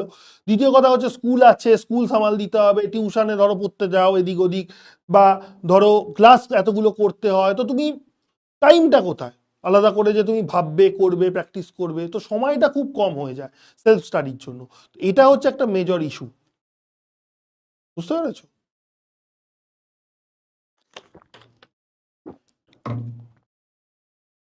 রাজওয়ারি বলছে আমার ডাউটটা দেখুন স্যার। আর ডাউট দেখতে পাচ্ছি না গো স্যার, আপনি ইয়াকিনের লক্ষ্যতে আছেন বলে সব কনসেপ্ট ক্লিয়ার। ও আচ্ছা সুমন, তুমি ইয়াকিন আর লক্ষ্যতে আছেন বলে সব কনসেপ্ট ক্লিয়ার হচ্ছে, স্যালিউট টু ইউ। দেবগোপাল স্যার থাকলে এমন হতো না, ওই স্যার ওপর ওপর বলে দেন। যাকগে, তুমি ইয়াকিনেও রয়েছো কি সুমন? আর কেউ কেউ তো রয়েছে স্যার। আজকে একটু ভিডিও কল করুন, আজ সময় নেই গো, সরি, ভেরি সরি, আমি পরে কোনো দিন করবো, আগে চ্যাপ্টারটা শেষ করে নিই, তারপর আমরা ডেফিনেটলি একদিন ভিডিও কল করবো, ঠিক আছে? আজকে আর ভিডিও কল করতে পারছি না, ঠিক আছে? তাজওয়ারির যে ডাউটটা সেটা দেখি, তাজওয়ারির ডাউট কোথায় রয়েছে। মাইনাস এম এফেক্টটা কি, ওটা তো উত্তর দিয়েছি। মাইনাস এম এফেক্টটা দেখো, বলতে হলে তোমাকে অনেকটা সময় লাগবে, তোমাকে এক কথায় আমি মাইনাস এম এফেক্টটা বোঝাতে পারবো না, ঠিক আছে? তো আমি ওই জন্য ইচ্ছা করে আনরিজলভড অবস্থায় রাখছি, যে এসএমই যখন উত্তর দেবে তাহলে কিছুটা হলেও তোমার সেটা বোধগম্য হবে, এই কারণেই আমি ছেড়ে রাখলাম। আমি কিছু ডাউট কিন্তু করছি না, ঠিক আছে, রিজলভ করছি না আর কি, ঠিক আছে? তো এতটা অবধি রাখছি, এবং যাওয়ার আগে ডেফিনেটলি লিডার বোর্ড দেখিয়ে দিই। লিডার বোর্ডের অবস্থা খুব করুন আমি জানি, বাট নো নেম দুটোর মধ্যে দুটোই ঠিক করেছে, সূর্য, ঐশী, ববি, সুমন, আসিল, মিতেন, মান্দবী, কবিতা, পাপড়ি। বারবার করে বলছি, যেইগুলো তোমাদের পড়ানো হচ্ছে কঠিন কিচ্ছু না, জাস্ট খালি কনসেপ্ট তোমাদের নেই বলে কঠিন লাগছে, এই মুহূর্তে কঠিন লাগছে। আর আমার কিছু করার নেই, যে আমি চাইলেও ডিটেলে যেতে পারবো না, ওই যে টাইম বাউন্ডেশন, যে আমাকে একটা টাইমের মধ্যে তোমাদের সিলেবাস শেষ করতে হবে, এই হচ্ছে ব্যাপার। যাকে আমরা লেটে চলছি না, বাট ওটাই যে তোমাকে সব ডিটেলে এখন যদি বোঝাতে যাই তাহলে ইট উইল টেক টাইম। ড্রপার্স ব্যাচে তো সেই জিনিসটা না, নেই। তা আমি ধরো দুটো ক্লাস, তিনটে ক্লাস আমি চাইলে এক্সট্রা নিতে পারি। হুম, মানে এক্সট্রা ক্লাস না মানে সেই এক্সট্রা ক্লাস নেওয়া না, মানে ধরো প্ল্যানার ওয়াইজ ধরো আমি ডিসাইড করলাম যে 12খানা হ্যালো অ্যালকেন্স হ্যালো অ্যারিনসের ক্লাস নেব, তো সেখানে ড্রপার্সদের ব্যাচে এমনি সেটা 14খানা থাকে, বা এমনি সেটা 15খানা থাকে, কারণ অনেক কোশ্চেন করাতে হয়, অনেক থিওরি আরো ডিপে ডিপে গিয়ে বোঝাতে হয়, এই ব্যাপারগুলো থাকে, এই কারণে জিনিসটা আরো লেন্দি হয়, এই জন্য বুঝতে সুবিধা হয়। বোর্ড লেভেলে তো ধরো অতটা লাগে না, যতটা লাগবে ততটা করানোর চেষ্টা করছি, বুঝতে পারছো? তাও তোমাদের হয়তো একটু কঠিন লাগছে, হবে তার কারণ 11-এর কনসেপ্টটা না থাকলে, আমি বারবার করে একটা কথাই বলছি, যে কঠিন তো একটু ফেস করতে হবে, বাট যেটুকু করাচ্ছি, যা করাচ্ছি সেইগুলোই বোঝো, মন দিয়ে বোঝার চেষ্টা করো, যখন বোঝাচ্ছি ব্যাস তাহলেই হবে, ঠিক আছে? এইটুকু করে উদ্ধার মানে করার চেষ্টা করো, ওকে? না না না না না, 1 বছর ড্রপ, আমি ড্রপ নেওয়ার পক্ষপাতী একদমই নই। ড্রপ নিতে তার মানে হবে সেটা নয়। তোমাকে কি করতে হবে, এই জিনিসগুলো যদি বুঝতে হয় না, সব থেকে বেস্ট তুমি যদি ওই টাইম ম্যানেজমেন্ট করতে পারো, তুমি স্কুল থেকে ওই যেটা বললাম না, যে না তোমাদের ব্যাচে বলিনি, অন্য ব্যাচে বলেছি, সরি, যে কিছু কিছু স্কুল ভালো হয়, আমি লাস্ট এই কথাটা বলে শেষ করছি, যে তুমি যদি মনে করো কারেন্ট ইয়ারে নিট বা ডাব্লিউবিজেই বা জেই মেন্সের মতন পরীক্ষা ক্র্যাক করবে, কারেন্ট ইয়ারেও তো অনেক স্টুডেন্ট ক্র্যাক করে, এটার যদি তোমার মধ্যে একটা এম যদি থাকে, টার্গেট যদি থাকে, তাহলে be serious about your studies, মানে এখন যা সিরিয়াস তার থেকে আরো বেশি সিরিয়াসনেস আনতে হবে। এবং তোমাকে কি করতে হবে, টাইম ম্যানেজমেন্ট সব থেকে বড় ব্যাপার। তোমাকে স্কুলে গার্জিয়ানকে নিয়ে গিয়ে, মানে তোমার বাবা বা মাকে নিয়ে গিয়ে রিটেন অ্যাপ্লিকেশন দাও, যে আমি এই বছর যেই অ্যাসপিরেন্ট বা নিট অ্যাসপিরেন্ট, তো আমার সেলফ স্টাডির জন্য সময় চাই, তো আমি স্কুল আমি আসতে পারবো না, আমি বাড়িতে পড়াশোনা করব, সেলফ স্টাডি করব, এই জন্য আমাকে হুম, তো এই কারণে আমাকে আমি আহ, বাড়িতে ভালো করে পড়তে চাই। তো এটা যদি স্কুলের হেডমাস্টার যদি মঞ্জুর করে দেয়, তাহলে আমার মতে, যে তুমি যদি বেটার বুঝতে হয়, তাহলে তুমি তোমার যদি নিট অ্যাসপিরেন্ট হও, তাহলে তোমার নিটের যে ব্যাচটা চলছে সেই ব্যাচে চলে আসতে পারো, তাহলে তোমার ক্লাস 11টা রিভিশন হয়ে যাবে, ক্লাস 12টা খুব ভালো করে বুঝবে, ক্লাস 12 তো এখানে হবেই, ক্লাস 11টাও রিভিশন হয়ে যাবে, ঠিক আছে? আর তুমি যদি যেই অ্যাসপিরেন্ট হও, তাহলে প্রয়াস ব্যাচে চলে আসো, এটা হচ্ছে বেস্ট উপায়, আমি তোমাদের বলছি, যে ড্রপ মপের পক্ষপাতী নয়, ঠিক আছে? এবার এইটা যদি করতে পারো তাহলে বেস্ট উপায় হবে। এবার ঠান্ডা মাথায় ডিসিশন নিয়ে চিন্তা ভাবনা করো, ঠিক আছে? প্র্যাকটিক্যালে নাম্বার দেবো, হ্যাঁ আমি জানি ঐশী এইগুলো কিছু বদমাইশি করে, কিছু স্কুল আছে ভালো বোঝে, কিছু স্কুল আছে খুব বদমাইশি করে। এবার দেখো আমি তো বলতে পারবো না কোন স্কুল কিরকম, এবার তোমরাই জানো তোমাদের স্কুল কিরকম বা তোমাদের স্কুলে হেডমাস্টার কিরকম, তোমরাই বেটার জানো সেটা। তো যাকগে, তো এবার দেখো যদি সম্ভব হয় তাহলে ভালো, আর যদি সম্ভব না হয় তাহলে কি করা যাবে, ঠিক আছে? থ্যাংক ইউ সো মাচ তাজওয়ারি, ঠিক আছে? এই হচ্ছে ব্যাপার, এই যে তাড়িয়ে দেবে এইগুলো বলছে, হ্যাঁ কিছু স্কুল তো বদমাইশি রয়েছে, এবার একবার ট্রাই করে দেখতে পারো, এটা ট্রাই করে দেখতে পারো, আমার মনে হয় এটা সব থেকে ভালো হবে। আর দেখো আমাদের সময়, আমি বারবার করে একটা কথা বলি, আমাদের সময় তো অনলাইন ছিল না, আমাদের সময় আমরা অফলাইন টিউশন আমাদের যেতেই হতো। আর আমাদের সময় টিডাব্লিউর মতো এত ভালো ভালো প্ল্যাটফর্ম তো ছিল না। তো আমরা যদি এইগুলো পেতাম তাহলে হয়তো আরো ভালো রেজাল্ট করতাম, মানে যা রেজাল্ট করেছি ধরো উচ্চ মাধ্যমিক বা মাধ্যমিকে, তার থেকে হয়তো আরো ভালো রেজাল্ট করতাম। কিন্তু যাই হোক, হয়ে বাট আমাদের তো পর্ব মিটে গেছে, ছেড়ে দাও, এখন তোমাদের কেরিয়ার পড়ে রয়েছে। তো একেতেই আমি বলছিলাম যে পশ্চিমবঙ্গের শিক্ষা ব্যবস্থা তো জলাঞ্জলি চলেই গেছে, ঠিক আছে? আর কি আর করা যাবে, এটা তার জন্য তোমরা দায়ী নয়, মানে দুর্ভাগ্য যে আমরা সবাই ওয়েস্ট বেঙ্গলে জন্মেছি, মানে তোমরাও জন্মেছো ইনফ্যাক্ট, এবং এরকম পরিস্থিতি ঝেলতে হচ্ছে আর কি, ঠিক আছে? তো যাকগে, তো উপায় এইগুলোই রয়েছে। আমি এটাই বলবো যে ভালো করে পড়ো, যেইটুকু পড়ানো হচ্ছে, যা পড়ানো হচ্ছে ভালো করে পড়ো, ঠিক আছে? আমার মনে হয় that's enough, that will be enough. Suman বলছে রোজ যেতে হয়, ওটাই বল, সেটা তো স্কুলের সঙ্গে স্কুল ভ্যারি করবে, ওটা ওখানে তো আমি কিছু করতে পারবো না, তবে আমি এই পন্থাটা তোমাদের বলতে পারি, ঠিক আছে? তার কারণে এখনো অনেক সময় রয়েছে, অনেক সময় রয়েছে। তো সেই কারণে বলছি যে এটা করে দেখতে পারো, ঠিক আছে? ওয়েস্ট বেঙ্গল ইজ বেস্ট, ঠিক আছে, বেস্ট তো বেস্ট। স্যার আমাদের স্কুলটা দারুণ, আমাদের প্রবলেম বোঝে, স্কুল যাওয়ার জন্য প্রেশার দেয় না, তাহলে ভালো অর্পণ, তাহলে তোমার কাছে সেই স্কোপটা রয়েছে, তুমি সেটা ইউটিলাইজ করো ভালো করে, ইলেভেনগুলো পড়ো ভালো করে এখন থেকে। তার কারণ কম্পিটিটিভ এক্সাম তো তোমার ইলেভেন টুয়েলভ দুটোকে নিয়েই হবে, শুধু টুয়েলভ নিয়ে তো হবে না। তো কাজেই তুমি ব্যাচ নাও আর না নাও, তুমি ইলেভেনটাও সাইমালটেনিয়াসলি রেডি করতে থাকো, যদি কম্পিটিটিভ এক্সামে ভালো রেজাল্ট করতে চাও তো। ওয়েস্ট বেঙ্গল বেস্ট আমার তো মনে হয় না, শিক্ষা ব্যবস্থার দিক থেকে ওয়েস্ট বেঙ্গল একদমই এখন বেস্ট পর্যায়ে নেই, শেষের পর্যায়ে, ঠিক আছে? ওই শিখে আর কি করা যাবে, ওই হচ্ছে ব্যাপার, যাকগে, ঠিক আছে। আজকে আর SN2 রিয়াকশনসে গেলাম না, কালকে আমরা SN2 রিয়াকশনসে যাব, তারপর প্রিপারেশন রিয়াকশন, এবং তারপর তোমার কিছু কেমিক্যাল রিয়াকশনস বলে হ্যালো অ্যালকেন্স হ্যালো অ্যালিন শেষ হয়ে যাবে, ঠিক আছে? দেখো আমি সবসময় চাইছি, আমি কেন তোমাদের বই পড়তে বারণ করছি, বইয়ের সিকোয়েন্স আমি এখানে মানছি না, আমি এখানে আমার নিজের সিকোয়েন্সে পড়াচ্ছি। বই পড়বে না কেন, বই অবশ্যই পড়বে, কিন্তু বই পড়বে চ্যাপ্টারটা যখন শেষ হয়ে আসবে তখন বই পড়া শুরু করবে, আমি সেই সময়টা বলে দেবো তোমার, ঠিক আছে? চলো, এই হচ্ছে ব্যাপার, আর বেশি কথা বাড়াবো না, অনেকক্ষণ হয়ে গেছে, ঠিক আছে? তো যেটুকু পড়িয়েছি ভালো করে শুধু নোটসই পড়ো, নোটসের বাইরে কিচ্ছু পড়তে হবে না এখন, নোটসই পড়ো, নোটসই দেখো, নোটসই ধ্যান জ্ঞান দাও, ঠিক আছে? যখন বই পড়ার সময় আসবে আমি বলে দেবো, ঠিক আছে? ঠিক আছে, ঠিক আছে, এখন অনেক দুঃখ তোমাদের উঠছে বুঝতে পারছি। তো যাই হোক, তো দুঃখ করো না, আমি আছি, ডোন্ট ওয়ারি, আমি যতটা সাপোর্ট দেওয়া যেতে পারে আমি দেবো, ডোন্ট ওয়ারি, ঠিক আছে? একটু কঠিন লাগবে আমি জানি ব্যাপারগুলো, বাট কিছু করার নেই, পড়াতে তো হবেই, বলো, যেটা পরীক্ষায় আসবে সেটা তো পড়াতে হবে। তুমি ইলেভেনে ফাঁকি মেরেছো মানে তো তার মানে আমি এটা বলতে পারি না, তাই না?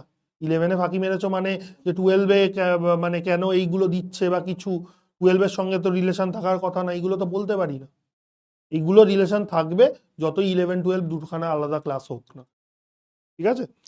যাকগে, চলো, ঠিক আছে তাহলে, আর কি বলবো, আমাদের স্কুল বিনা পয়সা নিট যেই কোচিং দিচ্ছে, তাহলে তো ভালো লিমন, ঠিক আছে? চলো, ঠিক আছে, এবার 7টায় ক্লাস আছে, আমারও ইনফ্যাক্ট 7টায় ক্লাস আছে, bye bye, tata, good night, আবার কালকে দেখা হচ্ছে, SN2 রিয়াকশনস নিয়ে আমরা ডিসকাস করবো, ওকে, বাই।